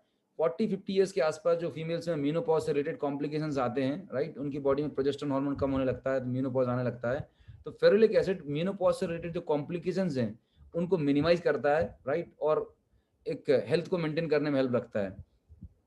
हमारी जो स्किन होते हैं, स्किन की जो इलास्टिसिटी है और जो अच्छी स्किन दिखने का राज होता है, हमारी स्किन में एक स्क्वेलिन करके कंपोनेंट होता है जो स्किन को ग्लोइंग और इलास्टिसिटी बना के रखता है, यंग लुकिंग रखता है। वर्ल्ड की जितनी भी top most premium skin care cosmetic creams हैं उसमें राइस ब्रान ऑयल एक कंपोनेंट होता है। जस्ट इमेजिन करिएगा, राइस ब्रान ऑयल के अंदर एक नेचुरली एक कंपोनेंट होता है स्क्वेलेंस, जो आपकी स्किन को हेल्दी और यंग रखने में मदद करता है। चाइना में, जापान में आप देखेंगे उनकी स्किन बड़ी अच्छी रहती है, they are using this component in their beauty products. इसके अंदर एंटी कैंसर प्रॉपर्टीज होती हैं, एंटीऑक्सीडेंट्स प्रॉपर्टी होती हैं जो कैंसर से बचाने में हेल्प करती हैं। विटामिन ई होता है जो हमारे नर्वस सिस्टम को हेल्दी रखता है। Last but not least, normal cooking oil जब आप यूज करते हैं, रिफाइंड ऑयल को जब आप पकाने में कोई चीज यूज करते हैं, जनरली होता क्या है कि आप उसको एक बार यूज करने के बाद फेंकते नहीं है। और खासकर जो मार्केट में समोसे, कचौड़ी, भजिए की दुकान है, जिस दिन से दुकान खुली है वो काला काला पड़ चुका है तेल, उसी तेल को रिसाइकिल और टॉप अप करते रहते हैं। आपको बता दूं, जब रिफाइंड तेल को आप रिसाइकिल करते हैं तो वो और ज्यादा गाढ़ा और चिपचिपा हो जाता है, ऑक्सीडाइज हो जाता है। वो हमारे लिए एक स्लो पॉइजन है, जहर है। मेहरबानी करके बाहर का जो जंक फूड होता है, डीप फ्राइड चीजें होती हैं, उनको अवॉइड करिए, क्योंकि यही वो चीजें हैं, यही वो बैड चीज है, कोलेस्ट्रॉल जो हमारे बॉडी में डिपॉजिट हो रहा है। राइस ब्रान ऑयल के अंदर सबसे बड़ा एडवांटेज क्या है कि rice bran oil 100 degree temperature पर स्टेबल होता है। अगर इसको आप 2-3-4 बार रिसाइकिल भी करेंगे तो ये ऑक्सीडाइज नहीं होता, गाढ़ा नहीं पड़ता और धुआं नहीं छोड़ता है, राइट। 2-3 बार आप रिसाइकिल करेंगे, इससे ज्यादा रिसाइकिल नहीं करना चाहिए। और पानी की तरह पतला है। नॉर्मल रिफाइंड तेल को आप रखें तो गाढ़ा चिपचिपा रहता है, राइट, क्योंकि इसमें पाम ऑयल है। Vestige rice bran oil 100% pure है और बिल्कुल नॉन स्टिकी टाइप का रहता है और लेस एब्जॉर्बिंग फार्मूला है। नॉर्मल रिफाइंड तेल अगर आपके घर में 4 लीटर लगता है महीने का, मतलब आप 400 रुपए खर्च कर रहे हैं, साथ में बीपी, शुगर, हार्ट अटैक आपको फ्री में मिलता है रिफाइंड तेल यूज करने से। लेकिन अगर आपने ऑयल चेंज किया, Vestige rice bran oil use किया या एक कोई अच्छा ब्रांड यूज किया, तो आपको पहला तो इतने सारे हेल्थ बेनिफिट मिलने वाले हैं। ये हेल्थ कुकिंग ऑयल कम है, न्यूट्रिशन मतलब टॉनिक की तरह काम करने वाला है, वो ज्यादा है। साथ में आप इतनी सारी बीमारियों को अवॉइड कर सकते हैं। कॉस्ट कितनी है, लेस एब्जॉर्बिंग फार्मूला है, तो सिर्फ 2 लीटर में आपका महीने काम हो जाने वाला है। सो एक तो कॉस्ट भी आपकी बच रही है, साथ में जो इतनी सारी बीमारियां होने वाली थी उनसे आप अपने आपको, अपनी फैमिली को प्रोटेक्ट कर सकते हैं। सो आज के जो हेल्थ सेशन में मैं समराइज करूंगा, मैंने जो आपको चीजें बताई कि अगर आपको हेल्दी रहना है, फिट रहना है, तो आपको 4 चीजों पर काम करना है। नंबर 1 एक्सरसाइज, दूसरा पॉजिटिव एटीट्यूड, तीसरा रेस्ट और चौथा न्यूट्रिशन मतलब बैलेंस डाइट। आपको खाना प्रॉपर करना है। खाने में आपको सलाद प्रॉपर टाइम पे लेना चाहिए, बिकॉज सैलेड जो होती है वो आपकी बॉडी को क्लीन करने में बहुत हेल्प करती है। तो मेक श्योर 1 प्लेट सलाद सुबह शाम खाना खाने से पहले जरूर कंज्यूम करें। इससे आपका डाइजेशन सिस्टम प्रॉपर रहेगा, इससे आपका ब्लड शुगर, कोलेस्ट्रॉल कंट्रोल करने में हेल्प रहती है। प्लस मैंने आपको बताया ये जो सप्लीमेंट्स हैं ये फाउंडेशन सप्लीमेंट है, बेसिक सप्लीमेंट है। हर एक हेल्दी इंडिविजुअल को अपनी फैमिली में ये कंज्यूम करना चाहिए। ये एक छोटा सा इन्वेस्टमेंट है अपने ऊपर, अपने फैमिली को हेल्दी रखने के लिए। आने वाले टाइम में लाखों रुपए एलोपैथी और मेडिसिन की जरूरत ना पड़े, उनको आप अवॉइड करें।